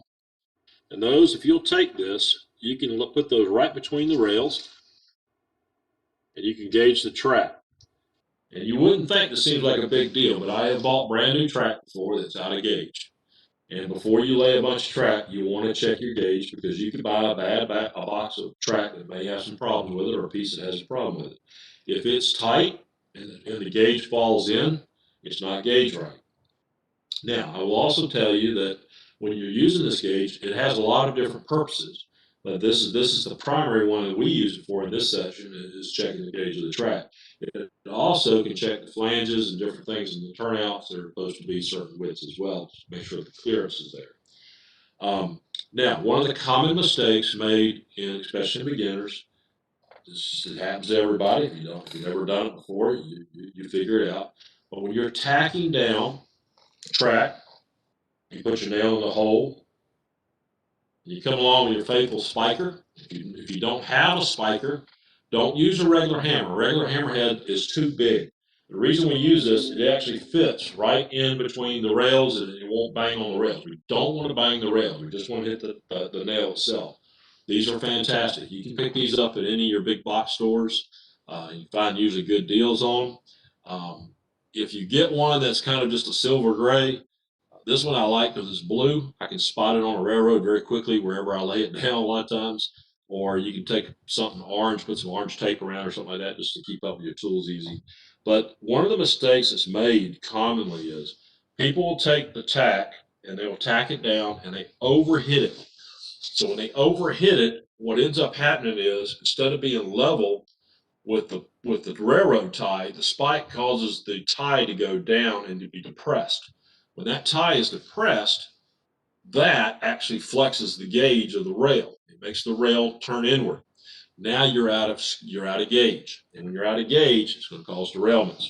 So that is one of the reasons why you want to make sure that you get your spiking. You don't want to over spike it. You're going to learn to have a good touch. And so one of the best ways to use a hammer, and because we're talking this is 101, is I usually hold it at the very end. I put my index finger right here, and I get a nice touch, and I learn to get the right amount of pressure. You let the tool do the job. If you hold it up here and you try to do it, you're going to end up banging it and do it. You won't get as effectiveness. But if you let the leverage do the work, but you hold that index finger there, you're going to get a nice tap with this device. Hammers are fairly inexpensive. You can find them at the big box stores and get them as well. Another thing you're going to want to use when you're doing laying track and doing all this work, it's called an X-Acto knife. This is a number 1 knife with, or number 11 knife.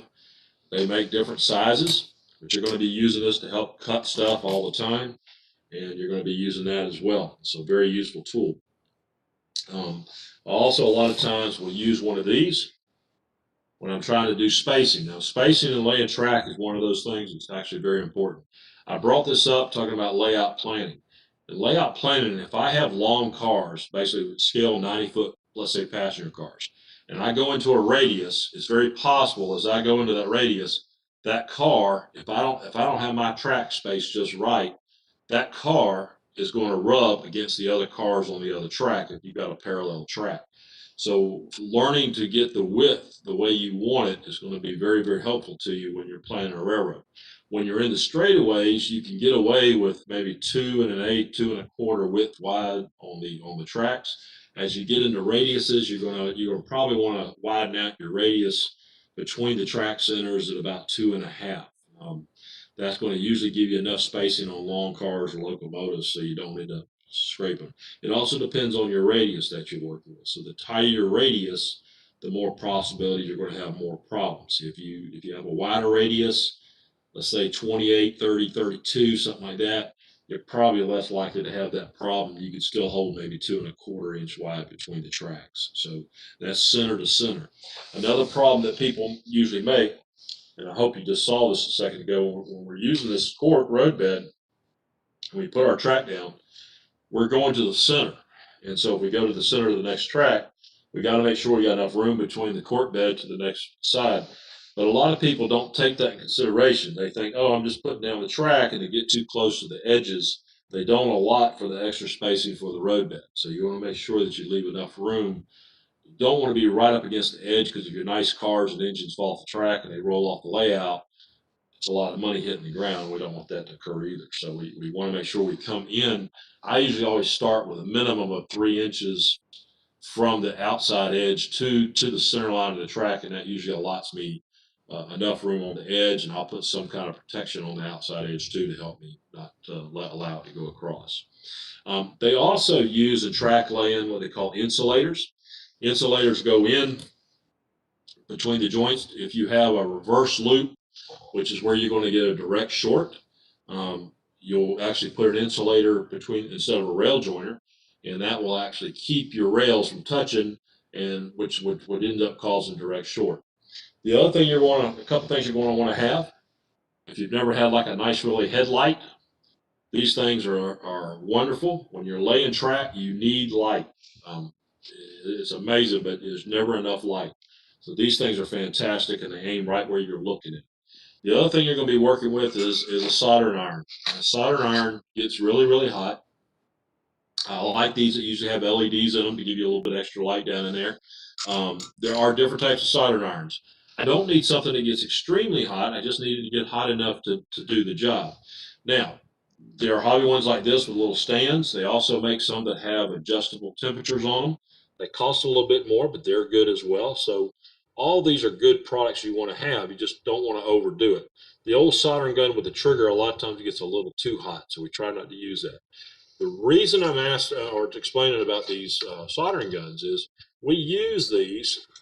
Yes, this is not on, but we're going to actually run solder on some of our joints where the rail joiner and the rail meets, and we'll run solder only on the outside. We never run solder on the inside because that'll cause the derailments of the trains. It'll interfere with the flange. we're going to solder, and we get hot enough, and then that solder just flows right in between there, and that's what it's going to look like. And you almost don't even see that. But what it does, it gives you better continuity. The rail joiner is your weakest link on the railroad between the track sections.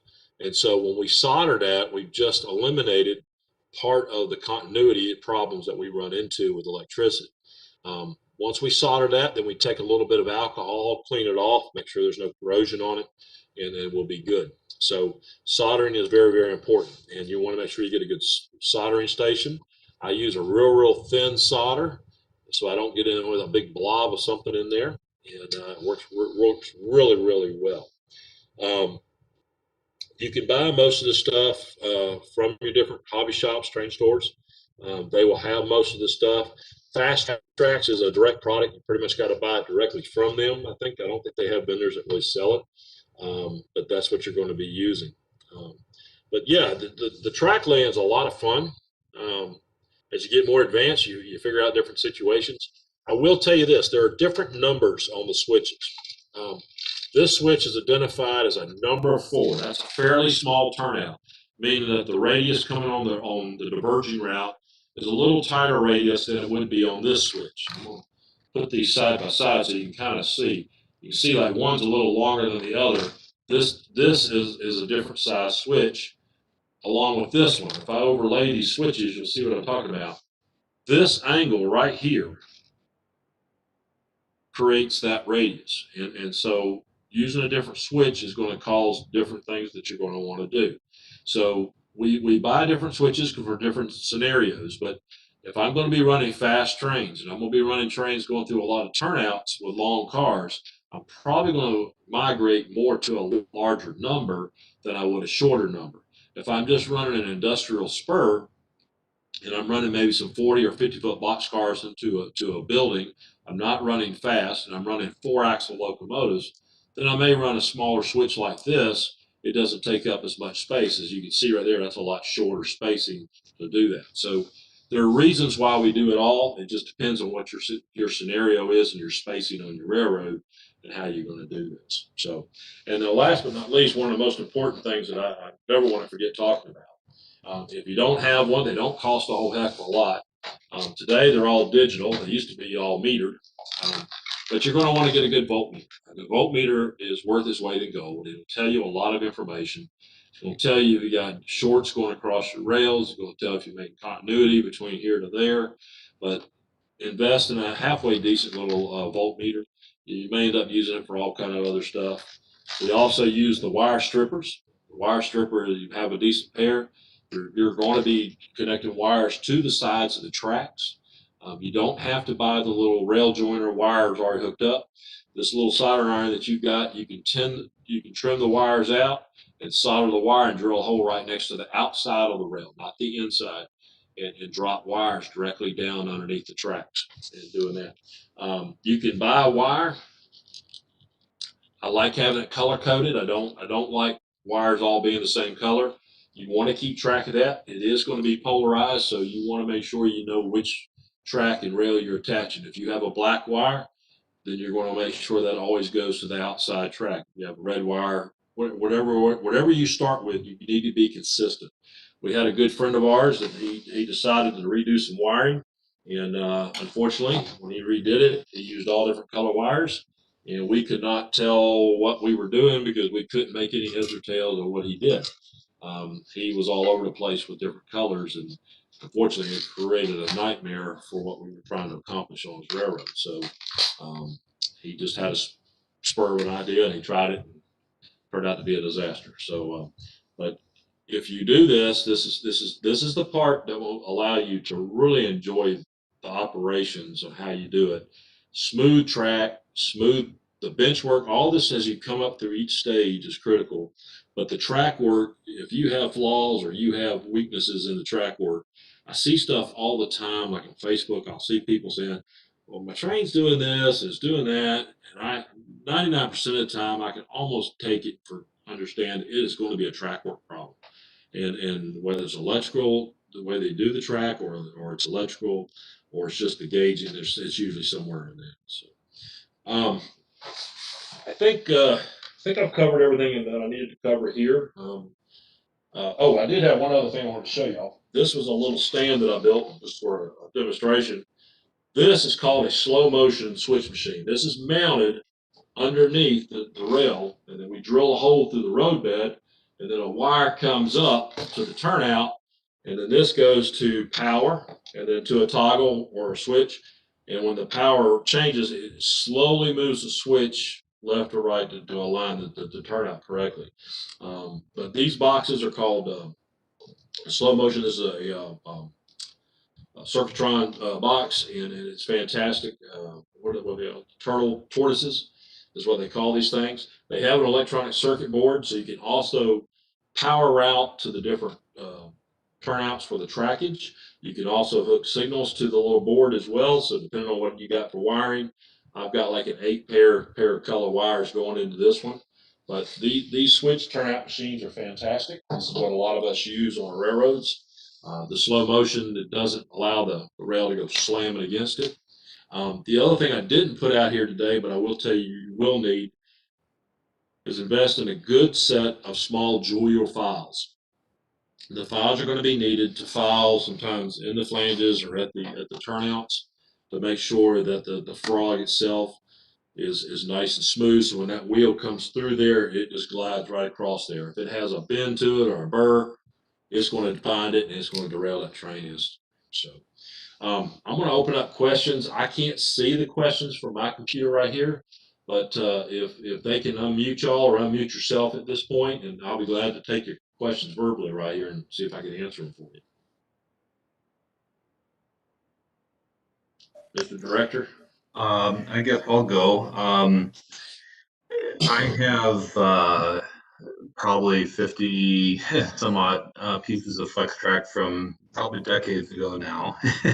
Okay. And I'm thinking it's probably still useful, but is there a quick way to measure to see what code it is? Actually, if you flip the backside over, it'll probably tell you the manufacturer. Being you're saying it's kind of old, I'd almost say it's probably code 100. But usually on the backside, on the ties, it'll tell you the manufacturer, and it'll probably tell you the code on it. Okay, thanks. It's embedded in the manufacturing process of the ties, and you can usually find it really quick. Um, and hey, don't worry about if it's old. It's probably still good unless the plastic has just become dried or brittle or something like that. But if it hasn't been Perhaps. used, it's still new in the box, it's probably fine. I would try to tend to avoid brass track because brass, if it oxidizes or when it oxidizes, does not conduct electricity. So brass is not quite so useful anymore. But as long as it's nickel silver, have at it. Yeah, if you have a box of brass, you'll know right away if it's brass. Perry's right. The brass track was quite common in the 1960s and 70s. The nickel silver came in the 80s and pretty much has stayed around for a while. But a lot of times older collections and all get picked up and the brass track is in there. I'll be honest with you, you can still use the brass track. You can use it for putting car loads, weathering, stuff like that. It's not necessarily junk. You can still use it for different purposes, but I wouldn't use it to actually use on operations. I would stick with the nickel silver for good continuity and stuff. For your plywood sub road bed, what thickness do you recommend or not recommend? You can go with it's one of those weird things. Perry may have mentioned it in his clinic. A lot of people go with usually what, a 5/8 or 3/4, Perry. Yeah, either 5/8, 3/2 inch is the minimum. Period. Half inch. I'll be honest with you. So one of the issues you might have is if you go with the big pieces, the thicker pieces are going to be really, really heavy. If you're doing all this by yourself, you got to put it on a table saw or you got to whip it with it may be too heavy to handle by yourself. And so you may have to go with a 1/2 inch to help you. I like 5/8 myself. I've always used 5/8. 3/4 gets pretty heavy to deal with. So that's me personally. But all of mine is is 3/4. So, that's what I used. But I also had help moving it around. Right, that's what I'm saying. If you're doing something by yourself, you might use a lighter wood. Perry was right. We're using the what do we call it? What do we call that, Perry? The Sandply. sandply. Sandply is a high quality wood. Still not a bad idea to seal it down. Sometimes, just to keep, if you got some environment that may have a lot of moisture or something like that, it's good to paint the top, keep the moisture out of it. Any other questions? Yeah, do you have a preference for solder? Yeah, I do. Can I interrupt for a second? If Yeah. you look at the tool list that I sent to you, as part of the handout or as part of the email that I sent out, that tool list has the appropriate solder, 6040 tin lead with rosin core flux, probably somewhere around 0.8 millimeter rosin core 6040 solder. Yeah, I'm running this little roll right here is 0.022. That's even smaller. Real thin stuff. It works really, really well and flows well. You don't have to heat up a bunch to get a solder in there to get what you need. We're dealing with such micro type stuff. A lot of times it's nice to have it. Otherwise, it creates too much of a blob or something in there. So very cautious. But yeah, Perry's right. And that's something else. That's a whole nother clinic in itself to my soldering and all. But a lot of people talk about using. Kind of threw me off here with they if you're working with clean rail, you work with solder, you can use this. You don't need to flux it or anything on advance. You can just go straight good solder right to clean rail and solder to it or wiring. If it's clean wiring, new wiring, you can solder right to it.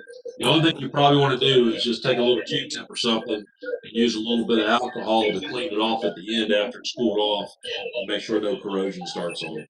The other thing I was going to tell you too, if you've never heard this device, this little thing right here I'm holding in my hand is called a Bright Boy. This is a track cleaner.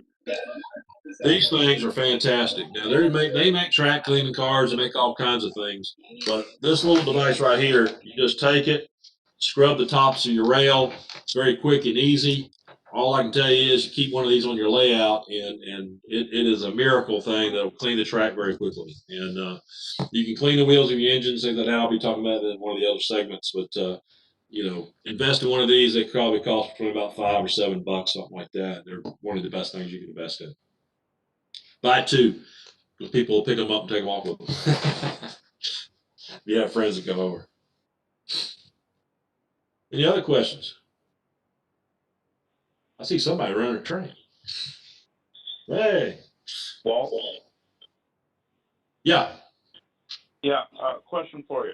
I'm running Yes, sir. a Code 100 on my main line, and I found a ladder system that's like running to 283. Hang on, hang on a second. I got somebody talking over. Say it again. Say that question again.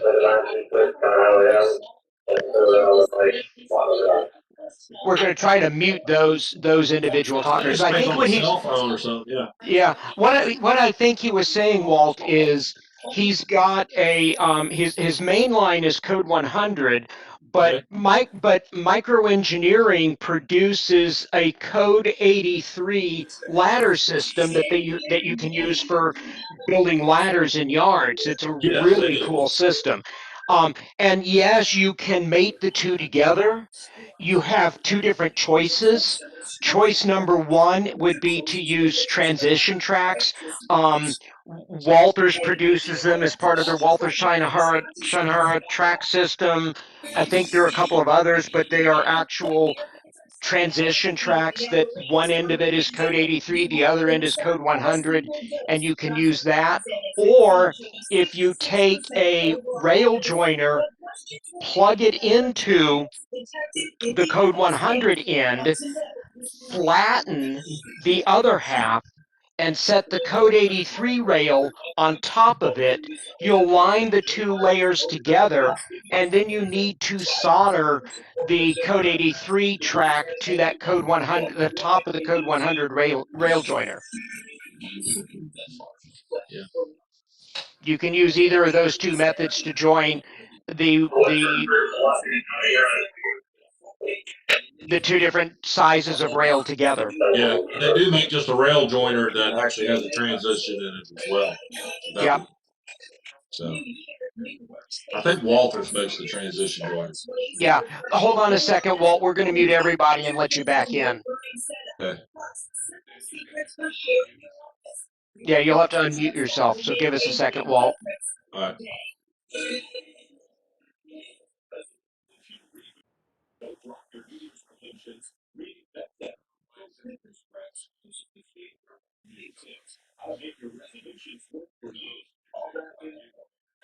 Yeah. Have you muted it? Because somebody's still on. I'm still hearing it wherever it's coming from. Yeah. Somebody's got to be unmuted. You sound like a phone or something, but yeah. So here's what I'm going to do. If you come up with questions, it'll be fine. I'm gonna kind of re-gear here. We're gonna take a break. I got to clear off my table and get all the other stuff set up for the next clinic. I'll give you about 5 minutes. So if y'all want to go to the restroom, grab something to drink, come on back. We're going to jump into about controlling your system. We're going to be talking about power systems, DCC, and all that good stuff. So give me just a couple of minutes, and I'll get everything switched over here. We'll come back. We'll be right back. So.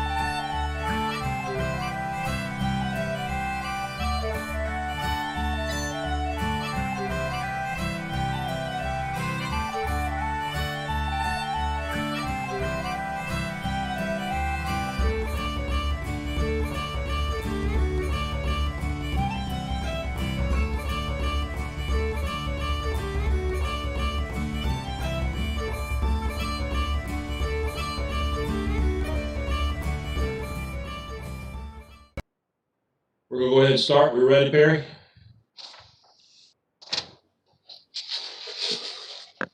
Yes, sir. Okay. All right, so we're going to cover just a couple things in this session. This is controlling your new layout, and I brought a bunch of different things to discuss with you so I can show you some things, kind of educate you up on what some of this stuff is. But I want you to share with you a little bit about DCC and also about DC. The manufacturers still make, have y'all gone to me directly, pull down the slide? We'll go to the camera view. Okay. Today you can still buy locomotives with standard DC in them. You can still control your layout with a standard transformer system. And I brought one of these to the table just so you can see. There's nothing wrong with a standard transformer. They're fantastic.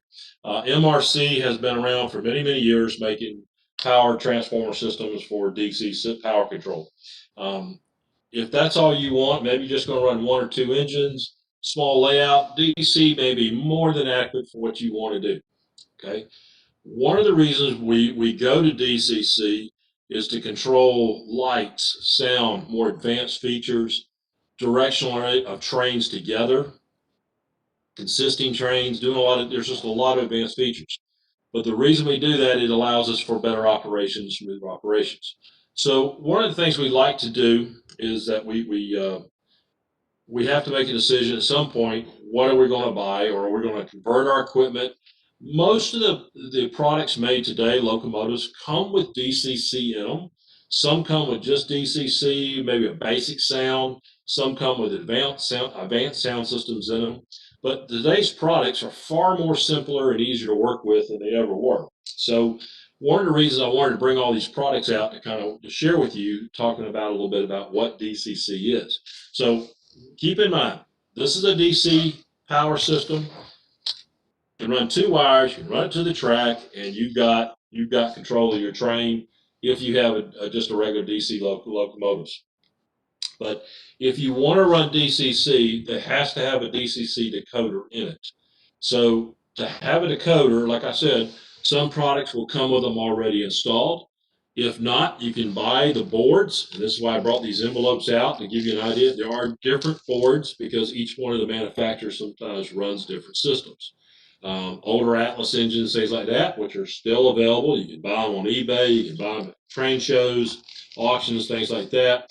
They're high quality locomotives, but you can still get DCC boards to put in some of the older locomotives. Some of the different Athearn locomotives, these use harnesses, different plugs. I brought a little bit of everything out here just so you can kind of see a little bit of difference. This package here has a sound system in it for putting in a box car. You can actually run sound into a box car or any kind of car. And it's pretty cool. You put a speaker in it and all that good stuff. So that's one of the reasons we go to DCC. Now, people are going to say, well, it's expensive to get into DCC. Not necessarily. The products today are already pre-made in DCC systems. So what you've got to figure out is how big a railroad do you run, how much money you want to spend, and what are going to be some advanced features on your railroad. So do you want to run your switch machines from your DCC? Are you just running a 4x8 layout with maybe some turnouts or a little yard? This, and I don't even hate to even call it a starter system anymore because it's actually got a lot of advanced features in it. This product is made by Digitrax out of Panama City, Florida, and this is called their Zephyr Express. It's a newer stock product. They've been making a Zephyr for years, but this is a little more advanced, and they've made it a little bit more user friendly. They put the directional knob on here. That's pretty cool. It is a full-blown DCC system. You can actually run a plug out of it. And part of the concept of DCC, and I'll just explain some of the stuff here, this is called a LocoNet cable. And you can run a LocoNet cable from this box to this, which is put in usually the fascia board of your railroad. You plug this in on the back side, and then you can grab your remote throttles and plug into the front side. And so all of a sudden, this is your power system. And now you can expand and put more operations in on your railroad. So let's say you have an industrial area that you want to switch, and you need to kind of stand there and do that, and you're not going to be over here on this device running it. This is why you want to go to this kind of system. Now, they make many different throttles that are usable. These cords right here go underneath your table or under your construction and run from port to port, just jump around. It's called LocoNet. The throttles, they make different throttles. They're not all the same. These are a little bit older throttles I'm showing you. They do have a new series that looks more like the buttons on this device here, on the new 600 series made by NMRAx. This is a 400D, so meaning this actually has capabilities. This is actually duplex, meaning I can go radio or infrared. And if you have the right equipment on the railroad, you don't even have to plug it in. You can just go up and go infrared and punch in your engine number and do everything you want from this panel. Now, if you have some young folks, sometimes when you're just starting out with your younger kids, using one of these is easy. They just got one knob. I like these. It has a direction control. And they make this in the new 600 series as well. This is the old UT4. It's not really old, but it's old enough. And these are real basic throttles. These are actually fantastic. Even, I say kids, but even I like running this one. If I'm running a switching job, I love running this throttle on switching and working in the yard, things like that, because I never even look. I know when I'm looking, I can just turn that throttle and adjust the speed control. It also has a function that when you push down on this, this actually brakes the locomotive. So this does have to be plugged in, but they do make a radio control one as well. So you can actually go to the wireless type of feature. The other thing that's become advanced in the last couple of years is that the systems now you can hook the wireless system up to it, and you can actually install a program on your phone or your tablet, and you can actually run your engines from a little root app that goes on side there, and it will actually receive it wirelessly and send back the system back to the main system, and you can operate your trains via your phone or your tablet. That's actually become quite popular now. A lot of people are doing that. It just depends on who it is and what they want to do. The young kids seem to adapt to it very, very well and have a good time with it. They're very familiar with their phones, and they just look at the graphical screens and they figure it out pretty quick. So today's technology has allowed us to go a whole different direction. This is a little bit more advanced product here. This is what they call a Digitrax command station.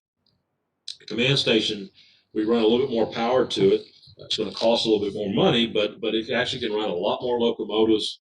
It can do a lot more in programming and advanced series of what we do out there. So I use this one on my railroad for years. One of the nice things about these products, and it's amazing, if I buy a computer for business right now, I switch out my computers on average every 3.5 years. I bought this box, believe it or not, back in 2005. And that's almost 16 years ago, and it still works just fine. And so technology has been very favorable. It can be updated and stuff like that, but it's kind of neat that I'm still running something 16 years old. I don't run any computer 16 years old, so I think that it says a lot for their products. They're adaptable to the newer stuff as well. They've done a very good job in that aspect of it. There are other DCC products out there. Different manufacturers. You just have to do your own research and maybe get some recommendations from people. But a lot of us have used Digitrax over the years. They're, like I said, they're out of Panama City, Florida. They have a support number you can call. They've been pretty good with people dealing with support and everything else. So I also brought a locomotive out. I wanted you to see what it looks like under the hood of a loco. And this is actually a DCC board installed on top of an existing locomotive. As you can see, there was an original board for DC that was pulled out of here and I put this one in its place. And so different boards do different things. This does not have sound. There's really not enough room without doing a lot of cutting or modification to put a soundboard or put a sound system in there. So, but I did put DCC in this locomotive. It's kind of neat. So I wanted you to see that. A lot of times it's just a matter of soldering some wires to it. It's not a big deal. Sometimes it's just a plug in play. As you see some of these chips here, it's just plug in and you instantly have DCC by unplugging something else. So one of those things is very important. This is also something that we use when we're doing DCC. It's called Krypton tape, and we actually take this and it's used to insulate, keep wires, keeps the from touching the shell. Be access. You can find this at most electronic supplies and get some of that stuff right there. So really, when you start thinking about it, is it DCC or is it DC? It's a personal choice you make. It's something that how much money you want to get involved with. This is a good starter system. And don't think because you buy this as a starter system that you're done with it because you want to go to something bigger. You can incorporate it and grow with it. So that's one of the nice things. It does have a limitation on voltage. I think this is running a three amp system. As we get into some of the bigger systems, as we move into 5, maybe 8 amp systems for HO. But we're trying to power a lot more locomotives on a layout, stuff like that, so we need more amperage. When sound systems came into play, the sound systems actually pull a lot of voltage. So one of the reasons we need more amps in the system is to make sure that we can actually operate the sound systems correctly. Just a locomotive with DCC only does not take a lot, but the sound boards do create a little bit more surge of power needed to operate them and do them correctly. One of the things we do when we run buses, this is a common question asked, do I run my bus wires underneath my layout? Do I have to loop them back on themselves? Not really. And for troubleshooting, it makes it easier. What I can say is if I start at one end of my railroad and I go to the other end with my 2 bus wires, I just tie them off at the end. Okay, now I have my 2 wires running underneath the layout, and then I do my drops, my feeders, what they call feeders, down from the top of the railroad through the plywood from the track, and I drop what they call feeder wires. And now I was talking about earlier about color wires and things like that. We solder those or connect those to the bus wires and make sure that things are not touching electronically so they don't short out. We typically a lot of times drop feeder wires about every 3 to 5 feet. That way we've got a nice progression of power in all sections. So we're not having a place where we have a gap. And I will tell you this is something that does occur. If you have a large railroad, you can get a reduction in power if you put your DCC at one end and you push it all the way to the limits to the other end. You may have a reduction in power through voltage over distance with wires. So a lot of times we find a place to put your DCC system would be in the middle of the railroad somewhere. So you have a balance of power wherever you're distributing the power to. One of the other things you can do with DCC as you get them more advanced, if you have a nice big yard and then you have the railroad that you're running, one of the things that happens a lot of times when you're switching, your switch engine may derail and short out on the track. If it shorts out on the track, it may shut the whole railroad down because you've got a short. So one of the things in DCC that's really cool is that you can create what we call districts. Districts are power districts that allows it to isolate itself just to the yard. So if I switch in the yard and I derail the locomotive and it shorts, then what's going to happen is I got a train running on the main line. I did not shut that train down. That train continues to operate. The engineer doesn't even know what's going on in the yard. And so now I'm isolated just to the yard area. Or I can isolate just to a locomotive facility, things like that. And those are called power districts, and they use what they call boosters. This is a command station. They actually use what they call power boosters, and you isolate those and put them in line with the whole system. Their system is very easy to configure, easy to work with. You can kind of pre-plan everything out on paper so you know how everything's supposed to connect up, but it works out very, very well. Is the wiring hard? No. The bus systems, we use a little bit larger gauge wiring. We'll probably drop down a 22 gauge wire when it comes from the rail down to the bus wire. There are certain strippers that we use to pull the insulation back off the main bus wire. So we create like a 1/4 inch opening, and then we can wrap that wire and solder it to it. There's also new style, or really not new style anymore. There are little clip-ons that you can take the wire and actually clip it. You just have to make sure you get the right clip for the right gauge wire, and actually clip on right to the rail. I mean, to the wire itself on the bus from the feeders. Those are actually quite popular nowadays, and they're available in the big box stores. And you can actually bring those down and drop your feeders and connect up. You don't have to do any soldering. Not a bad way to go. A lot of the modular guys have gone for that kind of connection. It's fast, it's easy. It's pretty rugged, and it makes it's pretty cost effective, and you don't have to worry about burning your fingers and soldering and all that stuff. So yeah, these systems right today are, if you're just getting into model railroading, don't be intimidated by this stuff. I know it's electronic, but they've designed it to be pretty user friendly. One of the things Digitrax did when they brought out the new Zephyr Express system is they created a instruction sheet that's very simple. And I was really excited to see that, because one of the things that I always was worried about is a new user getting a hold of something like this and they don't understand any of this stuff. And they've used a lot of pictures. They made it very simplified from the time you pull it out of the box to the time you turn on and hook up the train. So I commend Digitrax for what they did, because I remember back in 1995 when I had a computer, and you get it in a box and you open it up and you're like, okay, what do I got to do? And I remember having a compact, and compact had the instructions spelled out graphically and with simple words, and it made the everyday guy that didn't know anything about computers able to take a computer and get started up very easily. So we've come a long way in our technology and doing things, and all I can tell you is that this is the kind of stuff, this makes railroading even more fun. That's what I like about DCC. DCC allows me to run, operate, lights, bells, sounds. I can do other sounds in cars. I can do chickens. I can do crossing gate dings. It's really, the sky's the limit. And so sound enhances it. I guess the next thing we're going to get is we're going to probably start getting smells where we can smell the diesel fuel and smell the everything else you hear. But smell out on a railroad, maybe even the old creosote smell. Man, we might get there one day. But I like the enhancements that DCC allows us to enjoy the hobby with. I will say this: people love when we have lights that are flickering, or when you have a gyro light on the front of a locomotive. Man, people just they love seeing this kind of stuff. They love watching that train go by and you're blowing the horn and you got the right kind of horn for the right kind of train. 10 years ago, we didn't have a variety of horns. We got whatever they gave us. Now we have the exact horn for the exact locomotive.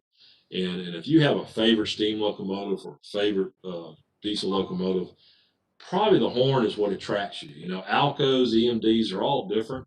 But if you got a favorite locomotive, it's kind of neat to bring back maybe a sound that you remember as a kid. Say, I remember those locomotives. Those things sounded great. They even got the growl of the engine. I mean, the engine will sit there and idle.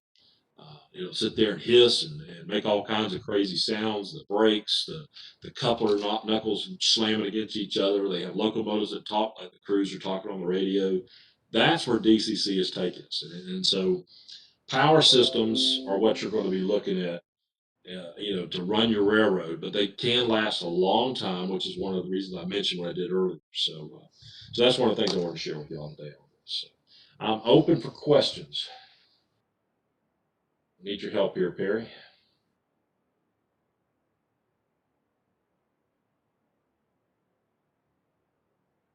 Any questions? Any questions out there, Bob?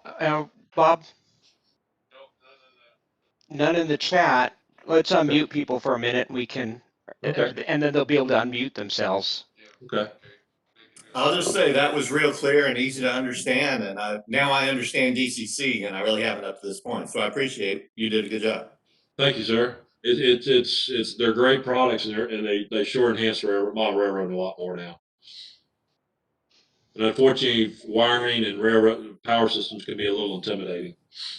If I was to go to a show, a model train show where there are a lot of sellers, is it easy to tell what's a DCC unit and what's a DC unit? Yes, sir. It should be easily identified, and even the manufacturers like Digitrax, that's all they do is DCC. NCE is one of the manufacturers also. MRC has dabbled around in DCC some. I've heard pros and cons on their products, so I can't say good or bad. Blackman messes around with DCC some, and they have it. They're more on the low end side of some of the DCC technology. But NCE and Digitrax are more on the advanced side for doing stuff, but they're really doing a good job with the products. Walt, I think his question though probably was, if I walk up to a locomotive at a show, will I be able to tell? And yes, one's Well, yes and DC. no. Yes, one. If it's in the box, it should be identified as a DCC product. It should have some label on the box if it's a brand new locomotive. I will tell you where you have to be cautious I don't know about train shows everywhere. I know what we do at our train show. We put a test track out for our guests to come and try out their engines. If you turn on a DC analog locomotive and it's on a DCC system, it should start squealing a little bit. It's not squealing with the rotation of the armature or anything like that. It's going to squeal based on the electronics just sitting still. And so that usually is the first sign. If you program 00 in a Digitrax, you can on an analog locomotive, you will hear that sound. It will actually run that locomotive usually, but it'll make an awkward sound. If it has DCC, you can go back and reprogram it and set it back to the defaults and see if it works or not, and maybe the lights respond and things like that. So, but you do need to be cautious. I not, you know, if it's a used locomotive, I would highly be cautious what they tell you or what they say. If you can test it, try to test it at the show before you leave. Make sure before you spend real good money on it. Does that help you some? Yeah, that's great. Thank you. Okay. Walt, I'm going to ask two questions. I think you said older locomotives, and I still have my stuff from when I was a teenager. Okay. You can convert to DCC, is that correct? Most of the locomotives can be converted. You have to a lot of times. The biggest, most difficult problem is where this motor sits usually. If it's touching the frame, you've got to get it insulated. You've got to, that's what this tape does right here. You've got to make sure that there's nothing touching it. It'll fry that board in a split of a second. So, because it'll ground out. So you got to make sure that the locomotive is equipped to be able to be insulated. If it's an Athearn unit, it's fairly easy to do. Some locomotives are harder than others, depending on what the locomotive is. You're welcome to email us sometime. If you got locomotives, we'll take a look at them, see what you got. You do a Zoom meeting with us or do a WebEx meeting with us. We'll take a look at it with you. Glad to. Great. And then my second question, I agree with the previous commenter. The explanation of DCC was very good. I think it's maybe still a little intimidating to me to actually, buy and start installing. Do they give you instructions, or is it sort of just industry knowledge? They do, and they've got really good diagrams. Let me see if I can find something here that maybe makes it easier. Yeah, here's a good example. This is kind of basic of how it really kind of comes together. You can see that on the screen right there. But it all starts to make sense, and you read up on it a little bit. I'll be honest with you. A lot of times when you read their instruction manuals, their directions, a lot of times they're a little overwhelming on the engineering talk and a little too complicated. And so that was why I really like the new information sheet they gave with this one. It was dummied down to make it more for a basic user starting out. Very, very important in the hobby, I think. I have to agree with you. In 2005, I was not DCC, and a friend of mine said, "Hey, come over to my lab, take a look at this." And I checked it out. We had a couple cocktails and sat back and started checking it out, and I said, "It looks like DCC is the way to go," and I did. I went ahead and invested the plunge and made the investment. After that, I never stopped because I buy more controllers and do more stuff with it and all that. I ran a 4x14 layout here at my house. I'm getting ready to build a bigger layout. I just took the other one down. But I had 3 of these panels mounted on my boards, and I could run 3 operators on my 4x14 because I had 2 yards and a main line to run. And it doesn't sound like a very big railroad, but there was plenty of activity. Perry's operated on as well. I could keep 3 operators busy. So each one of them had a throttle that they could plug into one of these panel boards and operate their own little areas. So it was a lot of fun. It was a nice little layout. So that give you a little insight? Yeah, absolutely. Yeah. And just as an aside, I've had the opportunity to operate on a couple of layouts here in the Denver area. Okay. And so I've seen Digitrax in action, as well as NCE. And that's one of the helpful things that you can do now. Is actually get to operate with some of them and try them out and see what you think. Because you'll get a feel if you watch the operators. Do they struggle with it? Do they figure it out? Is it seem user intuitive? Those are the kind of things that are very important. You mentioned building power districts, and I assume that is something maybe explained by Digitrax. Yeah, they actually explain it pretty well on their website. They've got some good stuff there. You check it out. But they also, and I don't know if you caught that in the very beginning. I was talking about their support. They do have support people. So if you call, they've got knowledgeable people that understand these products too. They're not just somebody on the phone. They're very educated, and they're very good to their clientele. I mean, they're very loyal to all of us. They're very supportive of us in our hobby. They're model railroaders as well, and so Digitrax looks out for people that use their product. They want to make sure that you're happy. So they're good about it. They're very good. I have not been an NCE user. I've never heard anything bad about NCE, so I won't ever say anything like that. I just never had to use their product and call them for support, so they may have it as well. I'm not sure. Thanks. Mm-hmm. Okay. All right. We good? Yep. All right. Well, I'm gonna take a break. And how we do on time? Did I get off time a little bit? Yes. You want to take a 5-minute break, Perry? No. No. But Okay. unless people want to, because. Okay. Well, I'm gonna mute myself and turn off my camera and switch gears again, so I'll be ready for the next session. Okay. So, all right. Good deal. Thanks, everybody. You want to see your PowerPoint? Yeah, let's see that for a moment. Come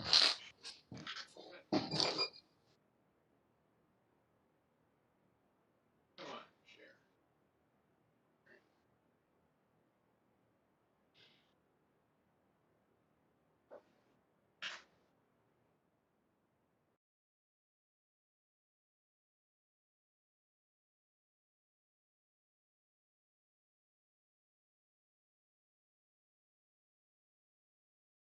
And the next thing that we're going to take a look at is modeling buildings, bridges, and some tool things that will go along with that. The couple of images that I sent out with the email that talked about getting into the clinic today, the basic toolkit. We're going to look at plastic and wood kits. We're going to look at some ideas on glues, and I brought at least one. I should have brought a different one, but it's easy to explain. We're going to look at what do you need to purchase if you want to do things like build buildings and things like that. What you want to do with a wooden kit before you start to construct, and I've got an example of a wooden kit that I'll show you. We'll look at what scratch building is. We'll talk about weathering buildings to make them look more realistic. We'll talk a little bit about lighting interiors and detailing them, and we'll look at the contents of the beginning toolkit. We'll talk about all those things that are here, and we can take a look at, if you want to go back to where we started. Okay, the first thing we'll take a look at is plastic and wood kits, and I've got a couple that I've got here in front of me that are kits that I've personally built and worked on. The first one that I want to hold up, and it's one that's from Walthers, and I have a UPS store that's living on my model railroad in a town area that I'm building. It's nice because it came with all of its parts and pieces, and it's got extra parts in it that I haven't used yet that have the little UPS boxes that'll end up going on the railroad someplace. Another one that I've built before, and I have another one to build, is this really cool fire department training tower. I personally really liked this kit. the interior stairwells that ran, go this way. The interior stairwells that ran up and down the inside of the building here, those individual kits were really, really, really fun to build. They fit together really well, and they worked really well. There are some kits that are out that seem like they are somewhat more basic. If you look at these kits from Pike Stuff, the Pike Stuff kits are these big flat pieces. Let me pull some of these parts out.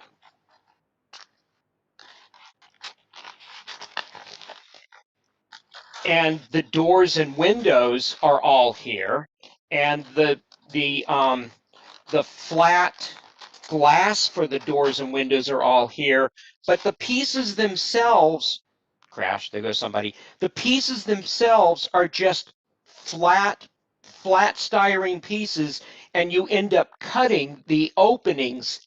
Oops, you end up cutting the openings in them to mount all of these doors and windows. So those are really entertaining. And I can show you a little bit better, a little bit easier what that looks like. If you can see these blue, oops, go the right way. If you can see these blue pieces for this yard utility building, it comes with the windows and doors and comes with this really entertaining roof. But all of this stuff is flat, and you end up having to cut holes in it to match where you want the windows and doors. We hold it up, tip it this way, so that way, look, this will. Ah, now you can see it. So these windows and door openings are just etched into the back of the plastic, and you end up using a straight edge and a hobby knife to cut the openings in.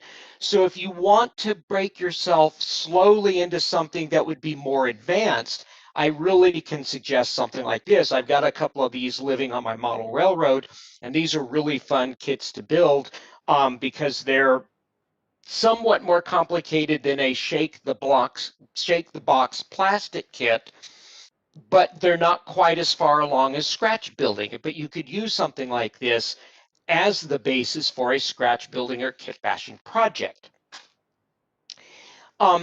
When you're ready to take a bit more of a um, of a of a wander, if you want to wander a little bit further into building something that's going to challenge you and improve your skills a bit more, it would be to start in on something like one of these laser cut wood kits. And this one is going to be fun, I think, when I get ready to build it. It comes with a whole collection of very small wooden parts that you can see in here. They're just sticks, and you end up cutting them and trimming them to the appropriate size. But it also comes with nice sections of plastic structures, roofing material, but all the rest of this, all these little metal parts, but all the rest of this is just are wooden shapes. And you work from that point forward. When you're building a wooden kit, one of the first things that you need to do before you start construction on it, and it's one of the things that's listed into this slide, in the slide that I had up a moment ago, is you need to pre-paint wooden kits, because the wood in those kits is very, very, very, very thin, and if it gets wet, it will warp. So what I would suggest doing is purchasing something like this. It's Krylon Rust-Oleum, and this version is actually compatible with plastic, but it will work just fine for a wooden kit. Is you take your wooden kit parts, put tape behind them, or double-sided tape or something, or blue painter's tape behind them, tape them to a big piece of cardboard, and put very light coats of primer paint on them, and they'll end up fixed. That will end up penetrating the wood and waterproofing your wood so that it won't warp when it gets wet when you paint it something else, like with an acrylic paint, because you want it to be some other color. Plastic kits, before you start to build those, I would suggest washing the pieces in warm soapy water, because there's mold release stuff that gets on the styrene plastic itself, and the mold release stuff will reject or interfere with painting. It'll interfere with gluing. So if you take your kit parts for a plastic structure and throw them in a wash basin with warm soapy water, wash them off, rinse them off, and set them out to dry, your construction process will go a lot smoother. Okay, scratch building. Scratch building is an interesting process. Scratch building is kind of a combination or an extension of what you would see in one of those wooden kits where you have wooden stock pieces and you cut this much off of it and then that much off of it and then another piece off of the piece of wood, and you end up with one piece of wood that's that long that you use for some other part of the structure. But you have parts that are provided for you, and you use those parts and cut them down and off you go. Scratch building, you would start with something like just plain plastic, just plain trim pieces, just plain H column, and some other piece of plastic, or wood, and you draw your own plans or find plans somewhere on the internet or on a picture somewhere of something you want to build. And without any kind of kit, you fabricate your own pieces from bulk material. So here is, here's a, let's see, this is HO scale 6x8. So if we were building some kind of posts for a barn or something, maybe we would use these to build legs for the barn. So we would end up drawing our own plans or finding the plans for a barn. It calls for 6x8 posts, so we would use these to build our own posts for this model that we're creating.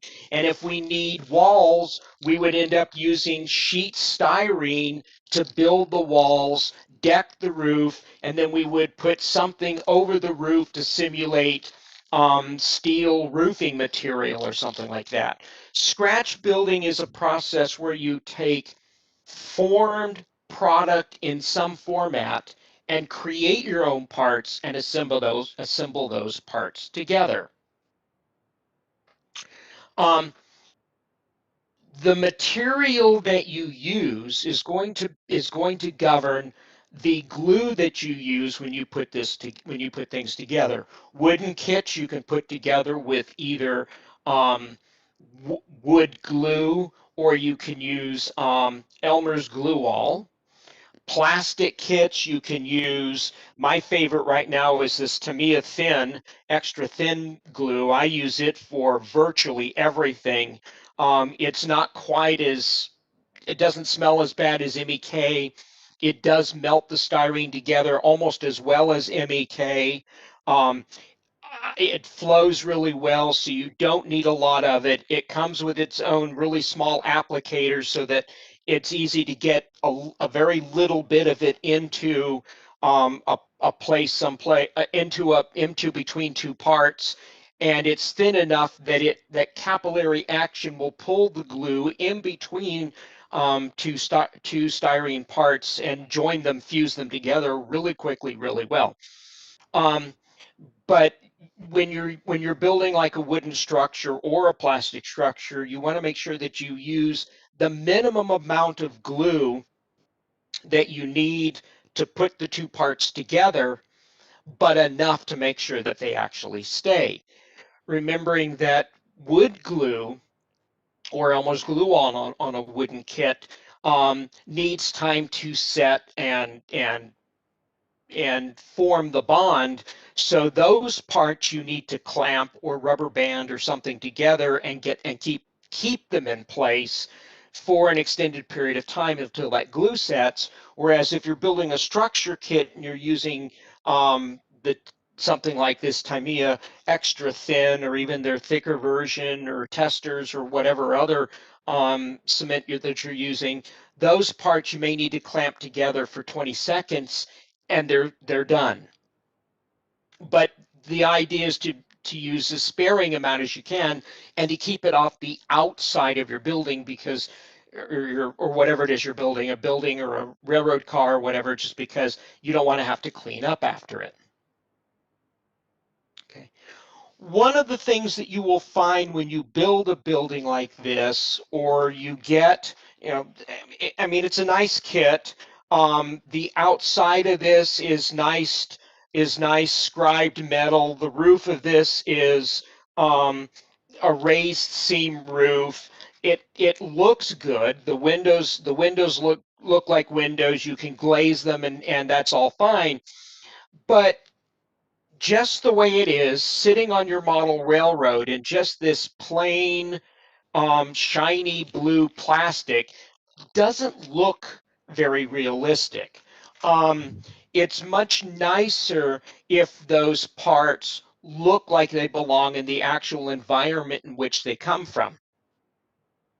So one of the things that I would suggest doing when you build a kit, or even buy a pre-assembled building, is do something to the outside of it to make it look like it belongs in its environment. I would, for example, take this nice shiny white plastic roof, and these buildings tend to have white roofs because they reflect light and they keep them cooler. And I would paint the outside of that roof with this same flat white primer and leave it that way. It doesn't. It's named primer, but it also would make a good cover coat for a building like that. Then you would end up taking some weathering material like pan pastels, and we teach weathering with pan pastels as part of our training camp. In fact, our next training camp is going to be weathering with pan pastels and washes, and we'll have a little bit about that in a little bit. But you all are welcome to attend it. But you can use pan pastels and panel line washes and those kinds of things to make the outside of your building look like it belongs in its natural environment, and that will greatly improve the realism of the environment of your model railroad. Like you weather railroad cars, you also weather buildings, and buildings stay in one place. They collect dirt, they collect grime, it rains on them. All those things happen, and you want to make your buildings look that way. Okay. In the past 2 years, the idea of lighting the insides of your buildings has advanced to the point where it is almost it almost takes no thought at all to be able to light the inside of the building. Currently, I am using the Woodland Scenics Just Plug stuff to do my buildings. I just finished a passenger station, built the kit, built an interior for the kit, and I'm lighting it with Woodland Scenics Just Plugs. It Just Plug system. It's really nice. They have different temperatures of lights. They have warm white lights. They have daylight lights, something that looks more like an industrial building, or the insides of an industrial building. It's all LED technology. You just plug the light itself into a controller. You plug a power supply into it, and off you go. Buildings before that, when I've lit the interiors of the buildings so that you can see the interior, I've had to solder LEDs to resistors and then solder all of that to a power supply so that I can light the building. Lighting buildings now is so easy. All you need to do is plug stuff in together and off you go. yes, you can still use soldering and solder LEDs to fine wire so that that's invisible in a in a very open structure. But for the most part, most things that you would see on your model railroad, you can light the interior just plugging stuff in, and that is really nice. And it produces an environment that people walk in and look at your model railroad and say, "Wow." And they do. They walk in and people look in at buildings and they can see people inside and they can see rough structures and they can see some furniture, and you don't even have to detail everything. People's minds will tell them, oh, look, there's a person, there's a desk, there's a computer screen, maybe there's another person in there. You look at it, you see it, and everybody just kind of thinks everything is detailed, and it works. That process works really well. Buildings by the same way can be detailed. Like I said, you can build interiors, you can do basic interior structures. The passenger station that I just finished, I went out on the internet and found interior views of Amtrak's passenger stations. And I took those images, scaled them into HO scale, which is what I model in, printed them out on paper, glued them to styrene, built those as interior partitions in my station, and I now have a finished interior that actually looks like the building that looks like the interior of an Amtrak passenger station. The UPS store kit that I just finished over there, I went to my local UPS store, took a picture of the guy behind the counter, and he is now immortalized in my UPS store and is going to be there for the rest of his life, or at least the life of the building, yeah, or longer, or at least the life of that building, because he exists now as a photograph scaled to HO scale inside my UPS store. Something that's important to remember when you detail the outsides of your buildings is to detail the roofs, because unlike the real world, when we stand at ground level and look at buildings, look at the outsides, on our scale model railroads, we tend to stand and look down on them. So the roofs of the buildings need their details. They need air conditioning air conditioning systems. They need duct work. They need vents. They need television, satellite dishes. They need all those things that we would see if we were standing on a parking deck looking down into a building someplace. So that's stuff that's important to remember when we're looking at that.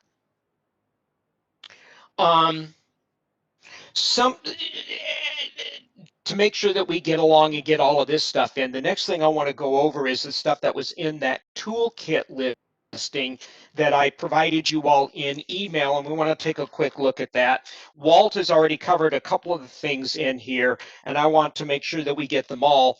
Like I said, the first thing on the list that I sent out was an NMRA gauge in the scale in which you operate. And the NMRA produces gauges like this, and the outside expansion parts of it for larger cars, more modern cars in HO scale, but it produces these in HO scale, in N scale, in narrow gauge, in O scale, in S scale, in all those different scales. The NMRA produces one. If you are modeling in a particular scale, you need to have one of these.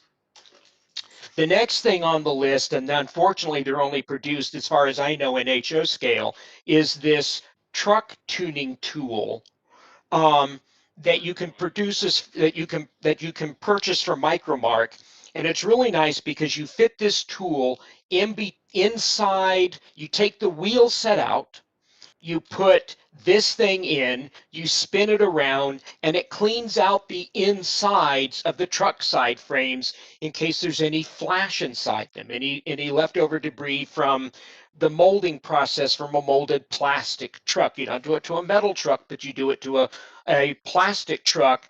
and it will help your trucks roll a lot more freely. So this tool is extremely, extremely useful.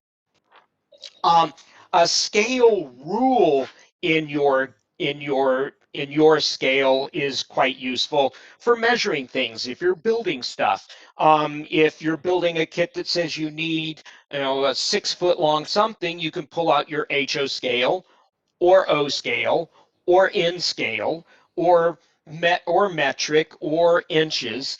And I like this particular one. This particular one is from Excel, and it's nice because it doesn't reflect light.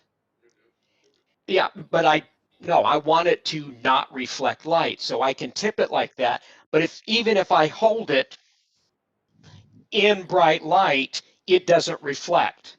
So if I'm sitting at my workbench with the work light right over it, I don't get blinded by it.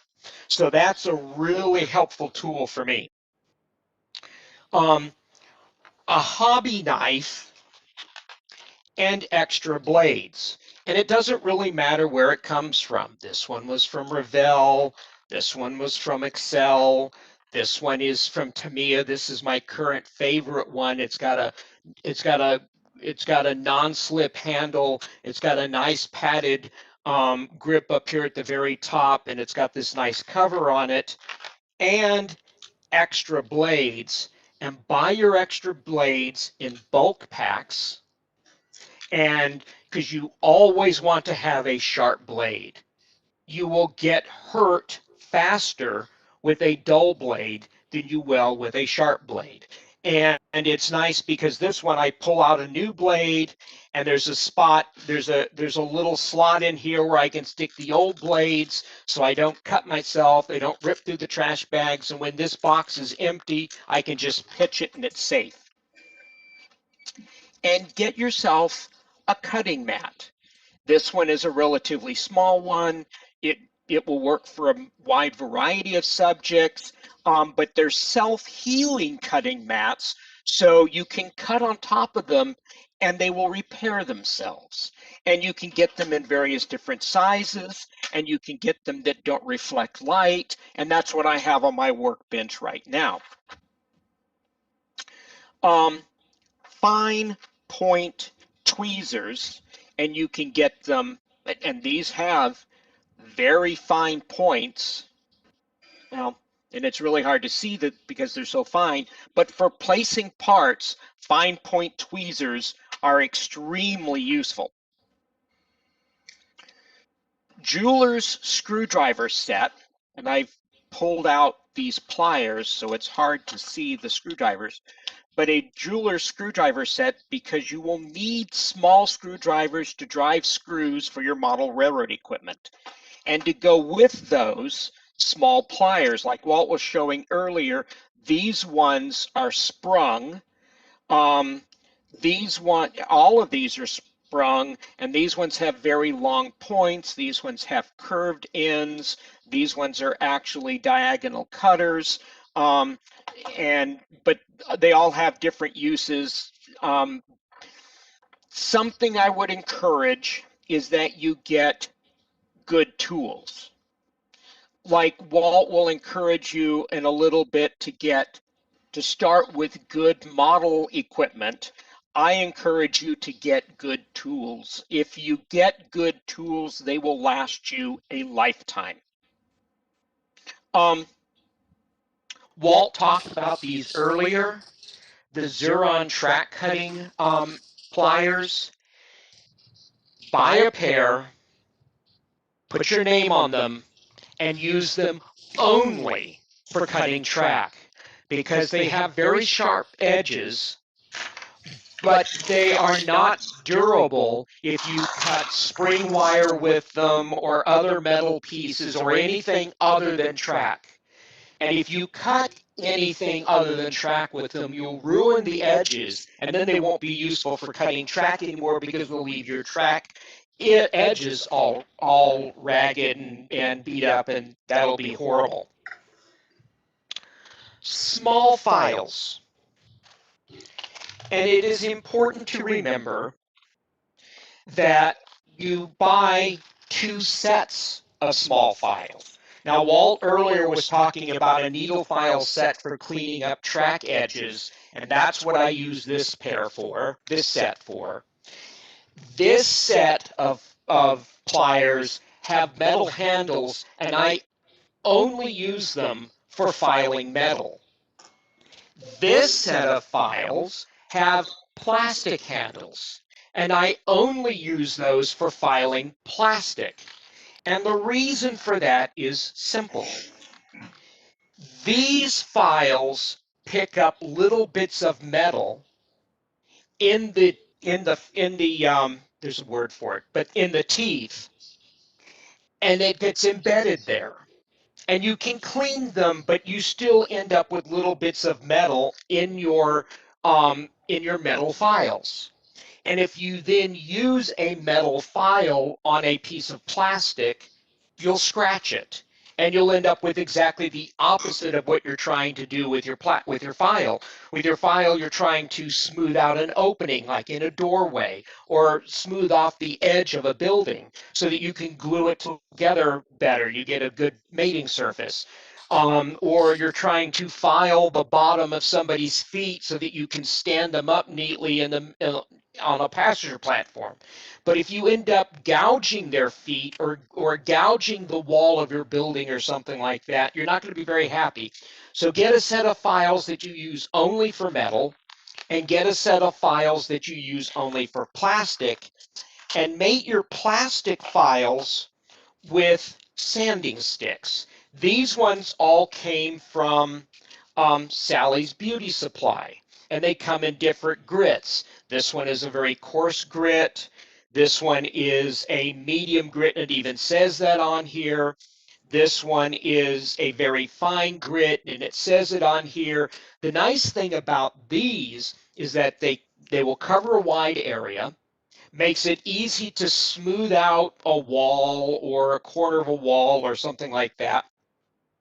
And if you need to fit one in someplace, like in a window frame to get it to smooth it out, it really doesn't cost that much to take a pair of scissors and cut this down smaller so that it'll fit inside an opening.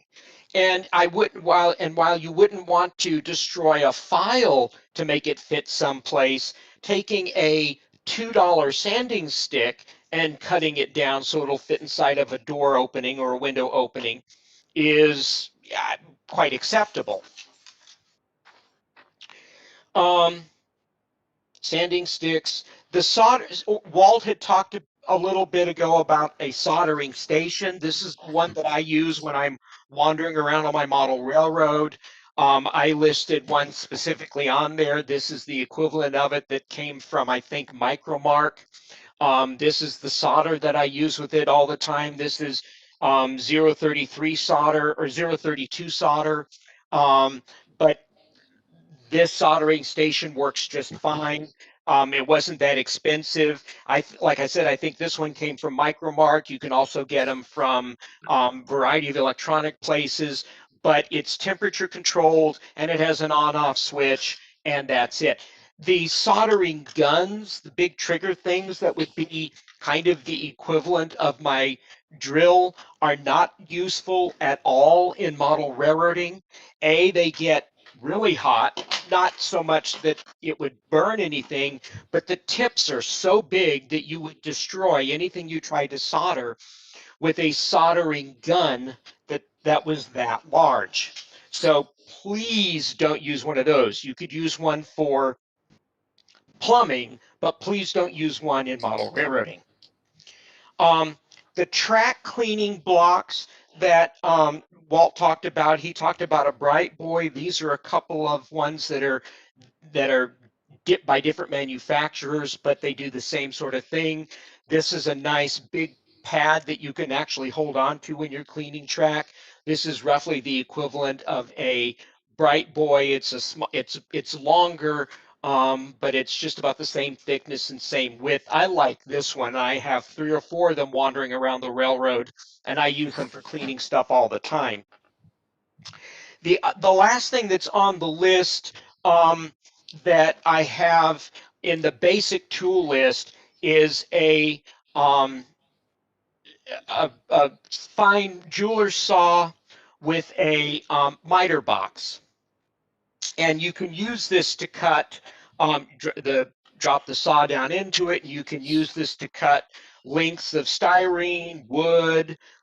You can use it on fine metal pipe if you want to.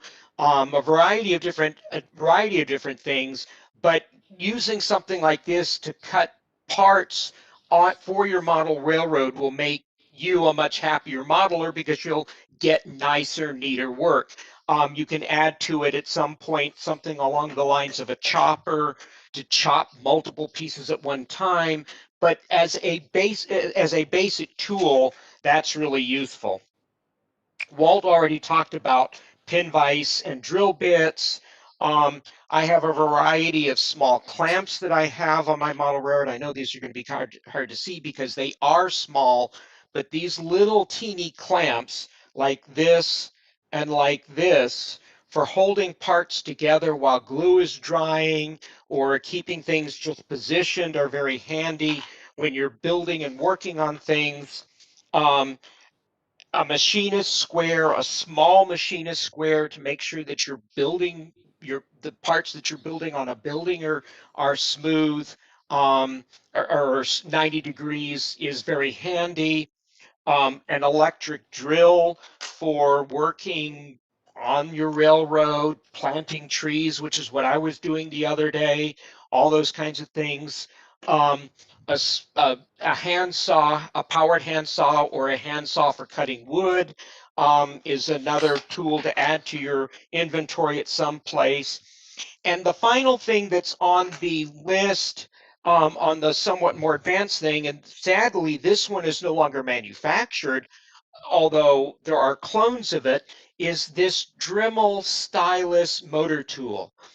And if you're doing lots of something, like notching your track rails so you can solder feeders to it, or drilling holes down through your track so you can use track nails in it, a tool like this is really handy. This is the nicest one I've ever seen. I have two of these, and they are amazing. But even the Dremel ones that are just the long, skinny ones, that are battery powered are the equivalent of it, and the uses of those across the railroad are just you'll find hundreds of uses for them. Any questions about tools and buildings? I know I went through that relatively quickly. I wanted to make sure we got back on track, and I know we're running a little bit behind again, but questions? I've been looking at soldering irons, and it's very confusing. Is there an upper wattage level that you would go to in an adjustable soldering iron? Most of them have fixed wattage. It's temperature. Now the one this Weller one that I have listed on the tool list is a 40 watt, and that's probably about the highest you want to go. Yeah. 30 is about average for most of the stuff we do. Okay, great. And any brand name that you like? Well, I listed Weller on the list. This one is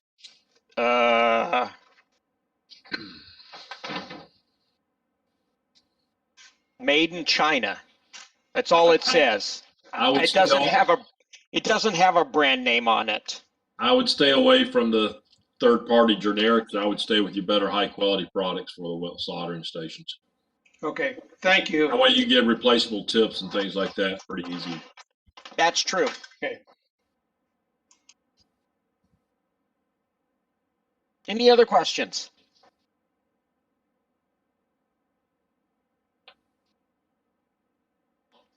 Okay, Walt, you're up with performance from model railroad equipment.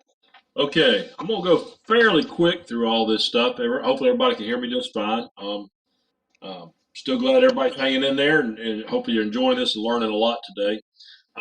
This section actually is one of the, you probably caught a theme as I've been talking today.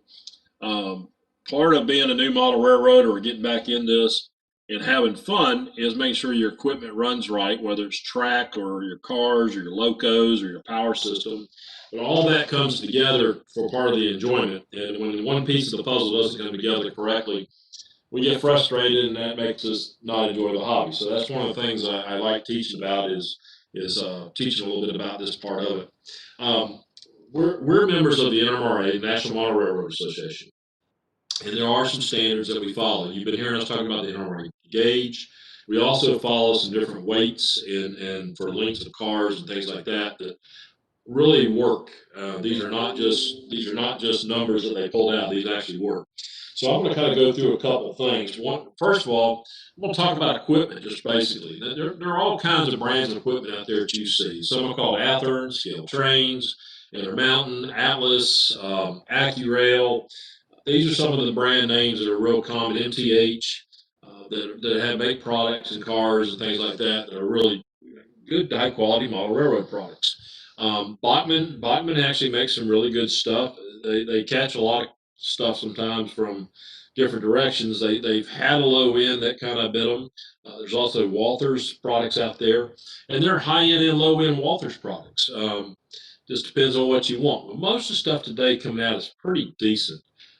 Some of the stuff that goes even in the train sets now, they've actually gotten wiser in putting out better products so that the train sets even are good, because if the train sets run good, they buy more products. So it kind of makes sense. But for years, a lot of this was just cheap, low grade products, and they didn't hold up very well, and people got frustrated with them. So the first thing I want to talk about is people always talk about our hobbies kind of too pricey sometimes and all that. I totally disagree.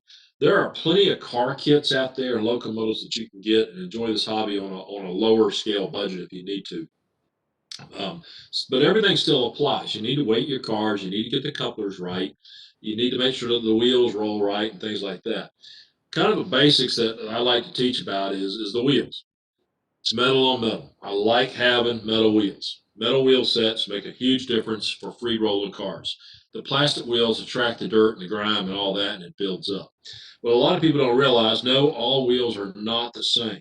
Um, there are certain wheels that are made for lighter weight cars or that didn't carry as heavy loads versus bigger wheels. So these are actually 33-inch car wheels used in freight cars, and they would work fine on these two types of cars from AccuRail. These are actually less than 100-ton cars, so they would be just more than adequate. If you have a Autorack or a Intermountain NMRAx, things like that, those kind of cars usually run like a 28-inch wheel. So you have to be careful in those kind of cars, because otherwise the bottom of the wheels will rub on the bottom of the cars. The coal cars like that are heavy duty cars, they're what they call 100-ton cars. Those types of wheels usually run on 36-inch wheels. So the manufacturers make the different wheel sizes, and you just have to make sure you keep up with the right wheel sizes. You can always check the scale of them as well. But they also, Perry mentioned that they have a fine point, and when you go into the trucks, that's what they use, these things that you replace them, you pop the plastic ones out. You don't have to throw the plastic ones away. You still use them for scenery details, things like that. But the metal wheels are going to perform a lot better as metal on metal on the rails. Now, the NMRA gauge we talked about before has another feature. There's two little cutouts right here, and you can actually put the wheel right in those cutouts. If I can see what I'm doing. What y'all can't see is I got a blinding light, an LED light hitting me.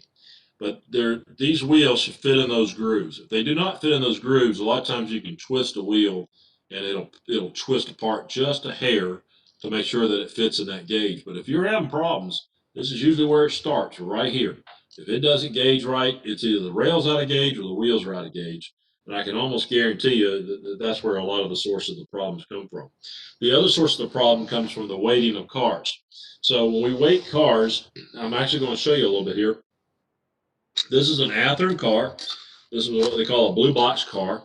And the NMRA actually has a set of standards, and I'll get Bob to pop it up here in a minute, but it's 1 ounce plus a ½ ounce per every inch of car for an HO car. I've already pre-measured this car, and I keep usually a ruler right by me, or I'll put it on the pad. But this car is a little bit over about a 5.5-inch car. So when I take this on the scale, And this is another little thing. Now, I bought this scale years ago before digital scales were really out. I love it. It's simple. It's easy to calibrate and all that good stuff. They do make electronic scales that you can do this as well, and they'll give you the same kind of reading. But I'll take the car and put it on there, and I am reading a little bit over 3 ounces on this car. So officially, this car is too light. It is too light, which means it really should be about 3.5 to 4 ounces to get the weight just right. So I actually buy weights, and these are 1/4 ounce weights that I have. Now, you don't just put the weights anywhere. You want to make sure that when you're putting a weight on the car, these have like a 3D adhesive back on them, and you can actually come back and put these weights, and each one of these are a 1/4 ounce. So that would give me my half ounce extra that I need. You usually try to put them over the center of the trucks, and that way it gives it better weight when it's rolling. If you put them to the middle of the car, even though the weight meets the right standard, you still don't have the weight distributed in the right place. So you want to put it over the trucks themselves. And that would bring that car up to standard on the weight side. The other common problem that happens a lot, and hopefully y'all can see this on the video, is a lot of times people over tighten the screw and the trucks don't swivel correctly. So what ends up happening is the truck will end up binding or not function correctly on the car. So you want to make sure that the trucks are not too tight, that you've got the swivel room. And like this one to me is not tight enough. So you just make fine adjustment to try to get it just a little tighter. Now, as Perry mentioned, all these kind of screws, you're going to make sure you have really good fine screwdrivers, either Phillips and flats, and to use to do these kind of functionalities. When you're popping wheel sets out, a lot of times you just do it with your hand. You pull the wheel right out, put the replacement wheel set right back in, and it's that simple. These are all minor steps, doesn't cost a lot. Most of the hobby shops, train stores, you can find have these weights. These are just generic ones. I don't have to get expensive ones at all. One of my buddies owns Blue Ox trains, and I contact him. He buys them in bulk, and I usually buy them. I'll buy 10 sheets at a time or something like that of the runs and have plenty of weight. So I always have them around and just use them for whatever we got to do to put them on the cars. Now, the next thing that's important about this car is the coupler. Not all couplers are made the same. I'm a big proponent for KD couplers, and I usually buy a bulk set. Now they used to make the number 5. They still make the number 5, and the number 5 comes in small little suckers. It comes in and it has a spring in it. It's a metal shank coupler with the hose in it, and it's spring loaded. Okay, that little spring can pop out, and you can put springs back in them using your X-Acto blade. But this particular model, and I don't know if you can see this on the camera, but it actually has whiskers already put in there. So when you drop it in the pivot point, it already has it. Originally, when you bought the old number 5s, you used to have this little copper piece right here. You put that in there, and the coupler would stay in there, and that was the spring of action that it used to swivel and stay in the center. But nowadays, they make them with the whiskers. I recommend if you got a lot of cars to do, buy the bulk packs, put them and use them in your cars and replace them. Now, one of the things people do not realize, I'll explain this too, couplers come in, they're not all the same. We want to use what we call a coupler height. And there's actually, on this gauge, there's a little notch out, a little hole right there. That is actually where the height of your coupler should be. You can also buy, KD makes a coupler gauge that fits on the rail that is plastic now, not metal. And that way when you set it, it won't short out the trains. You put it in and test your coupler heights. Coupler heights are one of the number one problems because the trains keep coming undone as you run it down the tracks. Hopefully your track works good, and that won't be the cause of the culprit either. It'll actually be the coupler. So what happens is there are different numbers from KD that are manufactured. And the shank sometimes is offset up or offset down or dead in the center. Depending on where you need to make the adjustment, actually is depending on the coupler number you might want to use. So you got to look at it. They make long shanks. This is the shank area right here. They make long shanks, short shanks, medium shanks. And so each one of those has a different item number that you have to identify and find out. KD has their whole list on the website. You can find it. But when you're dealing with cars, it's nice to have a variety of couplers because even though these are the common ones, you get into certain situations where you have that offset up or down and you want to get it adjusted. It also may be the culprit is You maybe should have had 33-inch wheels and you put 36-inch wheels. The problem is that you have to be cautious of. This is a good example. This is an Athearn car. There's a metal weight under here, right here. If those metal wheels are larger diameter than they should be, they actually might touch that metal plate and cause a short when you're running down the track. So that keeps that in mind. It allows for better operation and running of the trains. The other thing I wanted to say was these kits come in. They usually have weights and things like that. This one is a very nice kit. You probably want to paint that bottom black before you actually assemble it. It comes with usually just plastic wheels. I keep handy the metal wheels, and I'll replace those on the cars as well. The weight of the car is a big deal. Most of the locomotives today, if you're on flat level track, a good locomotive is going to probably pull 30, 40 cars easily. Scale Trains cars, we did a run with one of their locomotives when they introduced their C44s here in Atlanta a couple of years ago, and we pulled, I think, a 110 car train with one locomotive on one of my module groups we ran when they were down here. It was very, very impressive. And all the cars were weighted, all the couplers were right, all the metal wheels on it. You still pulled a 110 car train easily. That train had no problem pulling it. So those are the things that are important. This gauge is the same thing that you're going to take with locomotives. When you're maintaining a locomotive, you're going to take it, you're going to put those wheels in it, you're going to check your locomotive wheels as well. If that gauge does not fit in there just right, then you got some kind of problem with it. All these things are about maintenance or maintaining different things. And as Perry mentioned, some of the different tools you see I've got sorted out here are good tweezers, things like that that you're going to need and use on a frequent basis. I'm going to pull this locomotive we showed out earlier when we were talking about DCC a little bit. When you're exposed, you'll see that there's a worm gear right here, and there's actually some more gears underneath there. In the locomotive, typically I will put different grease or oils on the gear side. Some of y'all mentioned that you might have some older equipment and stuff like that.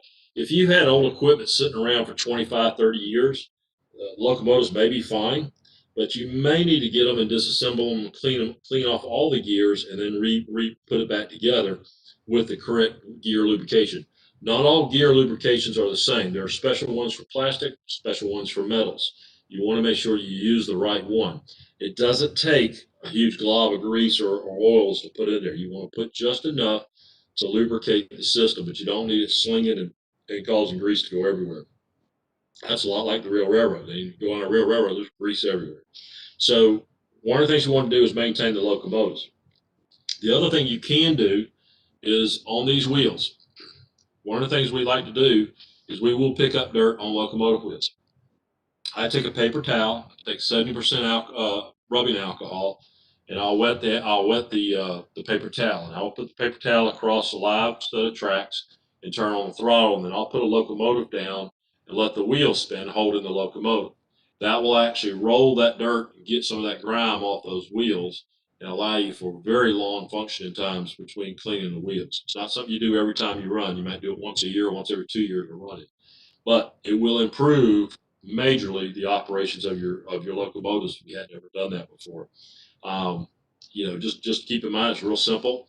But you don't have to make a big mess or anything. You just keep it very, very simplified. The other thing, I don't know if you noticed, I'm using a little foam cushion.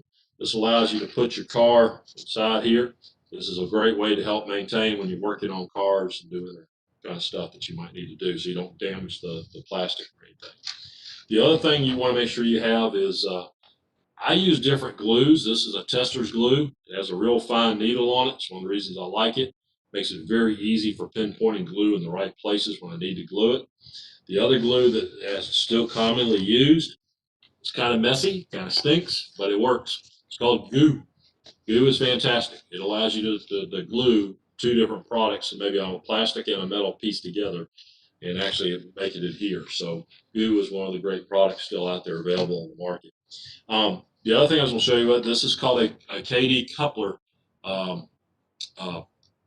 We actually can take this and adjust the hoses of a car. So you actually come along here and you can actually take this and bend that coupler hose exactly where you want it to. So if it's low hanging, it's going to snag inside the turnouts going through them. It's going to derail the train. If you use these, you can bend the couplers.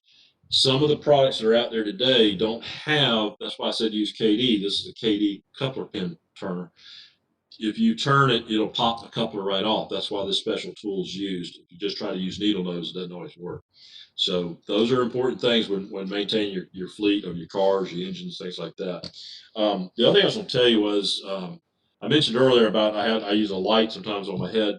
This is a pair of reader glasses you can pick up at Walgreens or somewhere, but they actually have little headlights in them, and they're fantastic when you're doing work at your workbench. Like we were talking about earlier, anytime you get extra light on something, it's very, very helpful. The other thing you want to make sure of too, when you're working with locomotives with DCC boards, I mentioned this in the other clinic. We were talking about circuitry and make sure we don't touch anything electrical or short out different things. This was something I forgot to show you, but I wanted to show you real quick. You can buy a kit and you can put these over wires. Now you'd have to disconnect the wires first and you cut it to whatever length you need it. And then you can heat shrink this around the wire and protect if it's got any stuff around it. This will actually help protect it so it doesn't grind out or short out against a piece of metal. So buying heat shrink tubing is actually fantastic. They actually use a tool that actually heats it up. Some people just use a cigarette lighter, get a little close to it with a little bit of heat, and it shrivels up like a snake skin when it gets hot. It just wraps around the wire, so it's fantastic. But I wanted to tell you the reason I mentioned about the price of models today. These kits are still quite affordable. There's still a lot of blue box products out there, even though they may be in under used condition. They're still brand new in the box. They may be 30 years old, but they're still good. AccuRail still makes kits. Scale Train still makes fantastic kits. They just announced today they released, I think they've got some gondola cars in kit form. So people still make kits. It's not totally all ready to run today. Some people like the ready to run because it's a time thing. They have a limited amount of time. They don't have time to build the cars, but they want to build the railroad and run trains. Totally get it. That's part of the hobby. It's part of having fun. How much time do you have to do it? A lot of people enjoy assembling kits. They'll sit there and assemble them all day long. It's fun. That's how they get the relaxation. That's what we want to make sure people enjoy. So the hobby manufacturers try to bring a lot of different things to the table and doing that. I mentioned wheel sets. You can buy boxes of wheel sets in bulk. When you order, these are actually made by Intermountain Company. You can buy these in bags. It'll do a couple cars, and then you can buy a whole box of wheels as well to do some mini cars. So that's a good way to save money if you're going to be refitting a bunch of cars and doing that kind of stuff. I think I've covered it now. We got Bob. If you could put that second slide up with the chart of all the different weights and for cars and stuff, the PowerPoint slide. Give us just a second. It'll come up. No problem. The slide we've got, this is just a car weight table by scale. Yeah, by scale, this allows you to see the different weights and ratios. The one I was referring to today was mostly HO. I don't know what everybody's modeling in that's attending. So that's some of the NMRA standards right there that we use. They do work, and I'll tell you, it makes for a nice balanced train, and cars will roll very smoothly using metal wheels and good weighting, and good coupler work. So that's pretty much that. I'm open for questions, and then I know everybody wants to hear about scenery with Perry. That's kind of the grand finale out here today. So any questions on this stuff? I have kind of follow on to the solder question. Does anybody use not unheated or cold solder for track links? I don't personally, no, sir. I don't.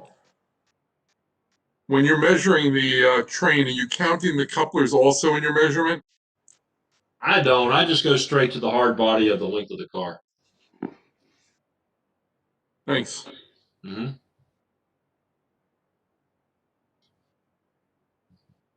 All right. Well, I'll tell you what, we're going to turn it over to Perry. Perry's got the last segment, and then we'll have a question and answer session at the end. Hopefully this will I know we got off schedule a little bit, so we're doing all right on time, guys. Yeah, we're back. We're back in there pretty good. So, all right, Perry. Thank you, everybody. Yeah, if you'll bring my slide up real quick, and I'll go over that really quickly. And okay, scenery. we're going to talk a little bit about scenery. The first question about scenery, is it really hard? And we'll answer that. We'll look at some different brands of scenery materials and how I kind of throw that out the window, and I'll show you why. I'll show you what I use when I do water. Where we probably won't look at trees because I hate making trees. It's one of those things in the hobby that I don't I have time, but I want to devote my time to doing other things. How we make mountains and hills, I will show you that. And adhesives and bonding materials for fixing your scenery, and ballast and stuff like that.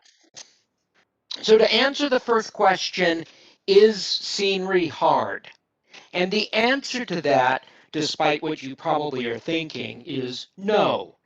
And I say that because when I first started to work on the first edition of my railroad and the second edition of my railroad and then the third one, I looked at, and especially this current edition of my railroad, I had it's a large railroad, and I thought, oh, scenery is going to be horrible, and I have no idea how to do it or what it's going to look like or anything. And so I reflected, and this is reflected in my actual scenery clinic, and it's going to be the topic of one of our training camps later this year. Went outside and took a look at the real ground and looked at trees. And I realized that scenery is like weathering. It's layers and textures. And so if you pick up different varieties of scenery material, and here's a couple of them from Woodland Scenics. This one is coarse turf, and it's a different color, and it may be a little bit hard to see in this bottle, but it's a coarser material. And this one is a finer material. This is an earth blend color from the same manufacturer. They're both ground foam, just this one is coarser and colored one color, and this one is finer and textured many different colors. If we pull out something by a different manufacturer, this is from Scenic Express. This is their version of fine, and it's yet a different color. So if we combine all of those together, and if you look at that image on my computer screen, that a couple of people have commented about, this is what I'm headed towards on my model railroad, I hope. That really wasn't that hard to achieve. I built the basic scenery form. I covered it with paint. Paint. I sprinkled ground foam on that and built up layers of ground foam. When I worked on that portion of my model railroad, what almost did me in on model railroading is I did my entire peninsula, which is 30 feet long and 8 feet wide, or yeah, um, 6 feet wide at its widest portion. I did the entire peninsula very stubbornly, all at one time, all for my scenery certificate.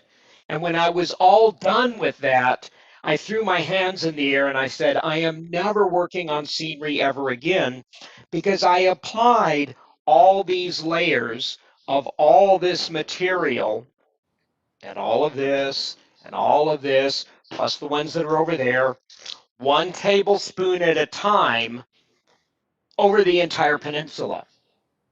And I decided never again. So I quit working on my model railroad. And when I went back to working on my model railroad, I made two fundamental changes. Change number one, only work in an area about this size at one time. Just do a little bit, and then do a little bit more, and a little bit more, and a little bit more, and you'll make more progress. The other thing that I arrived at was take all those materials, and for my base layer of scenery, I dump them all into one bottle together and shake them like crazy. So I end up with this, and I've labeled it, and I've labeled it on the top and on the back so I know what it is. And I when I get ready to apply my scenery, I dip this out, sprinkle it on my section of model railroad, and I have different colors and different textures all in one step. That part makes life much easier. And I get more realistic looking scenery just by using this blend of materials. Okay, so we've looked at different brands. Um, we'll look briefly at water because it's listed in there, and this is what I am currently using on water for my model railroad. This is from Liquitex, and it is gel gloss medium. It's really thick. I mean, this is like toothpaste, something like that. But it's an artist material, so with a paintbrush you can spread it down through a painted riverbed or a stream bed or a pond or a lake, build it up in layers. You can even texture it, and because it's artist material, it spreads easily. It dries in the way if you tease it up to make waves, it stays there, and it never yellows. Now, there are other materials, and I'm going to experiment with the new Woodland Scenics resin pour material for the new river that I'm building on my model railroad. But I have two larger bodies of water, all done with this gel gloss medium, and it works really, really, really well. I've had no issues with it, and I don't have to pour it. You just build up layers with it. Okay, how do you make trees? Go to the hobby store and buy them. Yeah, I know that's a really bad joke, but you can make trees, and we've actually taught that as a clinic. Um, Starting with natural materials, cedium or other branch materials from out in the yard. You dry them really well. You can almost bake them in the oven. You spray them with glycerin, I think it is, and it preserves them, and then you spray them with it. You spray paint them so that the bark looks more realistic, like tree bark, either a gray or a brown or whatever color of the tree variety that you're using. Then you spray them with spray adhesive and put this kind of material on top of them, and you end up with trees with armatures and branches and leaves and all that stuff. And like you're doing your grass, you mix different colors in your flocking material for a tree, and you end up with more realistic looking trees. I just choose not to spend my time doing that, like I choose not to spend my time installing decoders in locomotives. Can I do it? Yes. Do I want to do it? No. I want to build car kits. Okay. Building layers of this. The thing that we are using and I'm using most currently and most commonly right now is this stuff. And this is what somebody had asked about earlier as base material for their model railroad. Can you install track on this? Sure. Would I really choose to? Probably not, although I kind of wish now that I had done that one section of my upper deck of my model railroad with it.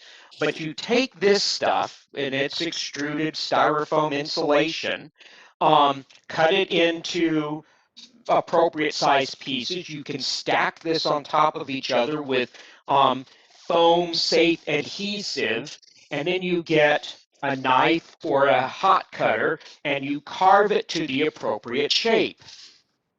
Once you get it to that point, you get plaster wrap, plaster cloth. And this is my current favorite, this Scenic Express plaster cloth. And what they say to do is get a pan of water, cut pieces of this off, stick it in the pan of water, and then lay it over this material and build up a couple of layers of plaster cloth over your extruded foam insulation, and that builds you your mountains. What we found experimenting around here is that if you take this same stuff, cut it into pieces, lay it dry on your material, on whatever your hillside is going to be, then take a water bottle full of a spray bottle full of water and soak it down, you'll achieve the same result, and you won't end up dripping plaster water all over your shoes, your carpet, the rest of the railroad and the track, and getting it all over your hands and your clothes. So just take a pair of scissors, cut this stuff into an appropriate size piece, lay it flat down over your piece of foam, and soak it down with water. And after it dries, it'll be just what you're looking for. I tend to want to do at least 2 layers of plaster cloth. That gives you a nice solid surface to punch trees into and whatever else. The step after that is to then take brown, earth, tan, whatever color paint that looks like ground. The nicest thing to do is go off to like Home Depot or Menards or Lowe's or someplace and buy a gallon can of Oops paint if someone has it. It's the paint that someone mixed that didn't turn out right, but as long as it's kind of an earth color, and I've got a couple of different ones down in my basement, as long as it's kind of an Oops color, they're like $5 for a gallon can of really high quality paint that nobody wants. So you take it home and slop that down with a nice wide paintbrush, sprinkle this over it with your spoon, and you get adhered scenery. That's the first layer. After that, as you add more layers, or you add bigger bushes, or you plant trees or whatever else, you then need to wet the material and apply glue. And what I'm using currently in my scenery material, I take 70% alcohol and I dribble it across my scenery area with a pipette. And then I take this stuff, it's pre-mixed. I know I could use white glue mixed with water and a little bit of laundry detergent or dish detergent, but I'm currently using this Scenic Express matte medium. And I just shake it up and use the same pipette and soak this down, and that's what I use to adhere my scenery material. Now, some people would yell at me, but I do the same thing with my ballast. Once my first layer of scenery is in, right up to the edge of my cork roadbed, and it's in place and dry with its matte medium, I use Arizona Rock and Mineral Company ballast because it's real rock, and I'm using this particular Northern Pacific variety because it looks like the ballast that's in the area of the world that I model. I apply it, use this very nice brush, this half-inch wide brush, artist brush, to smooth it out between the rails and down the sides of the rails, and I lock it in place with the same. I soak it down with alcohol to get it all wet so that the glue flows appropriately, and then I use this same matte medium to lock the ballast in place. And so that picture on of my railroad that's on the desktop of my computer is done using these very same materials and the same methods. This picture, yep, and Bob is headed there. Yep, that same material. I haven't weathered the track in that material yet, but it's layers of ground foam over and around extruded styrofoam insulation. It's commercial trees and ballast glued in place with matte medium soaked in with alcohol. And that's what that scene is. And if you looked at the scenic areas of my model railroad, you find the same thing. The big difference between where that is and where I'm currently working on scenery is the method that I use to mix ground foam, because that's in what's in that picture right there are individual layers of ground foam, one at a time. And what I'm doing now to save my sanity is this mix of different types, brands, and colors of ground foam all mixed together in one container. And that's my base layer of scenery. Now, that's not bushes and weeds and stuff on top of it, but the ground is covered with this. And it's really easy and it's really quick. Questions about scenery, because I went over that relatively quickly, but like I said, we also cover this in training camp as a completely separate section on scenery by itself. Perry, did you do swatches to decide what mixture of the ground cover would it work the best or came to colors? In other words, did you do different levels of different foams? A palette. And my palette is based on photographs. I model the Pacific Northwest. So if I go out to the internet and I go to Google Images and I Google the Palouse Plain, or anything around Mount St. Helens, or anything around Boise, Idaho. So any color photograph tells me that I need a variety of darker greens, some earth tones, some conifer color, and so that's what this is. And that's from my palette for my area. If I modeled more far southwest, I would need more browns. If I modeled here, I wouldn't need as many darker greens. I would need more lighter greens. So it all depends upon where you're modeling, and that's what will drive your color palette. Yeah, the question was, how did you get to that color? What did you just keep sampling until you were happy with it? Yep, exactly. Okay, thank you. Exactly. This is like 5 tablespoons soil, 5 tablespoons earth mix, and it arrived at a color that seemed suitable to me.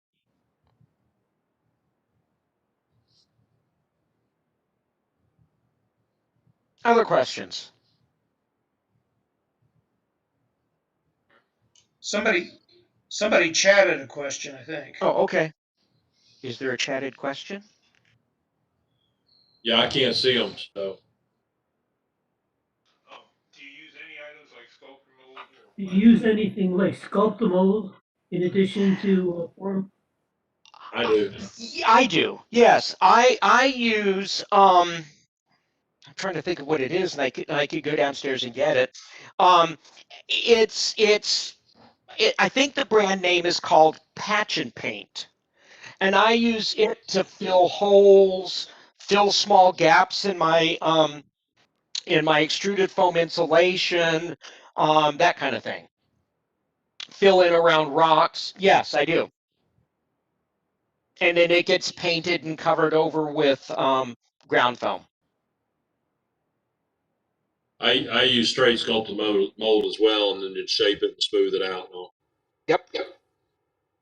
Rocks are cast out of plaster, and then the rocks themselves are affixed to the rest of the scenery material with more Sculptamold or other plaster material. Now, I don't just use plaster. I actually use Hydrocal, and Hydrocal is a product made by U.S. Gypsum, and it dries fairly quick. It's a chemical reaction, so once you apply water, the clock starts, and you got about 15 minutes of work time, and then it's starting to hard up pretty fast. I use the Woodland Scenics variety of that and just mix it and pour it into the rock molds, and off I go. Yeah. Yep. 100% Hydrocal is a little bit harder than most mixtures. It's good stuff. It is, and it holds good detail. It holds good details, and it's pretty solid. It gets pretty. If you put multiple coats on, it's going to be pretty rock solid. Yep. So, Have you done anything to create your own rock molds? No, I haven't. I forgot that you can stand, that you're sitting, that you're watching me shake my head. No, I have not tried to create my own rock molds. I asked the question because I'm a Z guy, and there aren't many of us around, and really hard to find rock molds for Z for sure. Oh, no I've kidding. used tinfoil before as a mold. Okay, good hint. Thank you. Yep. Crumple it up and smooth it out and kind of shape it into a bowl and Well, fill in that your up with case, hydrocal. you really crumple it up so you get a lot finer lines in it. And Yep. tinfoil will give you a lot of detail. Yeah. Thanks. Mm-hmm. And tiny trees. When the flakes are too big, I use normally a coffee grinder Works. for the trees. Yes, to grind up your ground foam into even smaller pieces. Yeah, actually, I come from the Netherlands. Mm-hmm. Any other questions? I can't see the chat, so if there's chat, I can't see it. Nope, no other questions from chat. Okay. Okay, Bob, if you want to go back to the slideshow really quickly.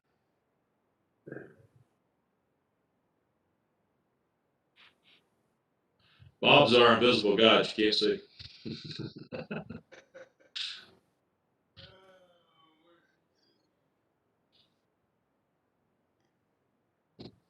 It's going to be one of those down at the bottom of the screen.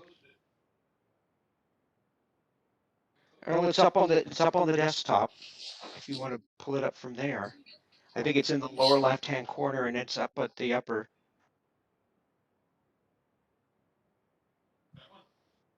Yeah, and just head to the end or next to the end.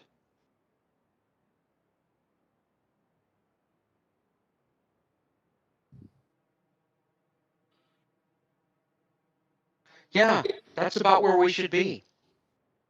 Okay. Please note, and first, thank you for attending our training camp today. This is the first time we've done our Model Railroading 101 training camp virtually.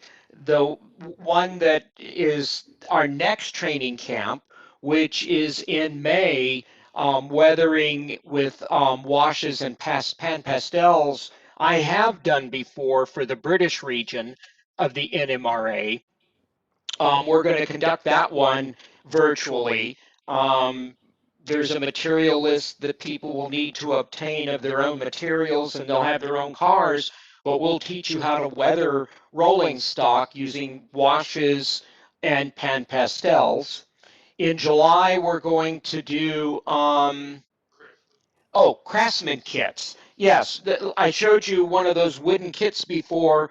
We're going to teach you how to build one if you would like to build one. And we think that we're going to have the owner of the company that produces the kits, Bar Mills. We're going to have the owner of the company actually teach the class, which is good because he has a lot of tips up his sleeve for how to build them. So it's going to be fun, and I may just, instead of teaching, I may actually just take it because building wooden kits is fun.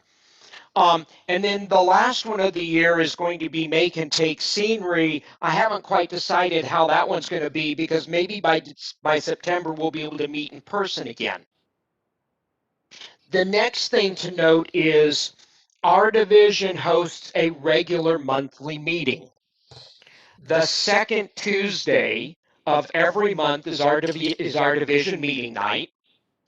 Our division meetings are hosted in this very same WebEx location, the room that I maintain for the Piedmont division. You all are welcome to attend our monthly meetings. Our next monthly meeting in February is going to feature one of our members teaching us how to build or how to do semi-automated dispatching in Panel Pro, JMRI Panel Pro. using JMRI Panel Pro as kind of like a magnet board for tracking where your trains go. And he's developed a method so that it's partially automated. It doesn't require any connection to your model railroad. All it requires is some basic input from the conductors of your trains. And then our clinic in March is going to be taught by a Catholic priest who has a really funny sense of humor, but he does 3D printing, and he's going to teach us concepts around 3D printing, which is really fun. He prints his own ore cars and other things. So we'll look at that. You all are welcome to attend our monthly meetings. Please watch our website. Please advance. Couple of things real quick. I know there was in the chat room, there was somebody asked a question about JMRI, and JMRI is really a specialized, more advanced type of clinic and that's what we're doing in one of our meetings. But that's why we didn't really bring it up in this particular type of operation. But JMRI is definitely something a lot of people use. It would really require its own type of clinic just to be. But the other thing I was going to mention to y'all too that. If you go to our website, if you go to our publication, it's called the Timetable. It's a PDF that you can download, but it's really nice. And our editor just put it up the other day, our current one for Q1. And we had a photo contest back in the fall, all done virtually. And man, some really cool photographs there, some model trains and prototype as well. But there's some really nice models to check out and get a chance to go by and just pull it down and download. So. Perry's putting up some websites here. Yeah, we skipped a couple of slides. I apologize. One was here are different websites of places that we end up going to and where we have had sponsorship from. So we don't want to forget those. I mentioned those at the beginning of the clinic, and we had in the next slide from that we had the logos from those people that did provide support for us, and we really appreciate that. Micromark, the small tool suppliers, but they do more than just tools. But things like um, model repair soldering equipment, irons, soldering irons, all kinds of things. That truck tuning tool, all come from there.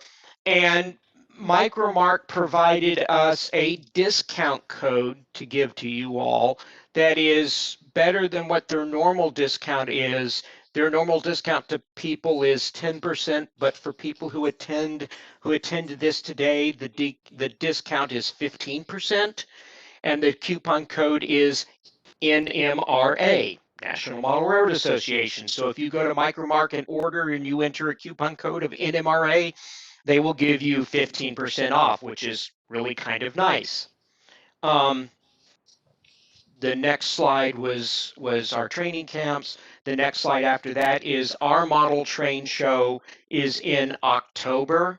If you are anywhere in our area of the planet, we produce a very nice train show, and it is only trains. So if you're interested in only trains, please come, and you're in our area, please come see us in Cartersville the first weekend in October, because I'll be there, Walt will be there, Bob will probably be there, and we'd like to see you. I think so. I think that's the end of it. Oh, yeah, that's it. That's training camp. Oh, you had some prizes, didn't you? Yes, I do, and I'm going to kick Bob out of my desk, and actually, I can probably Yeah, do this. don't everybody sign off yet. We got some door prizes. Oh,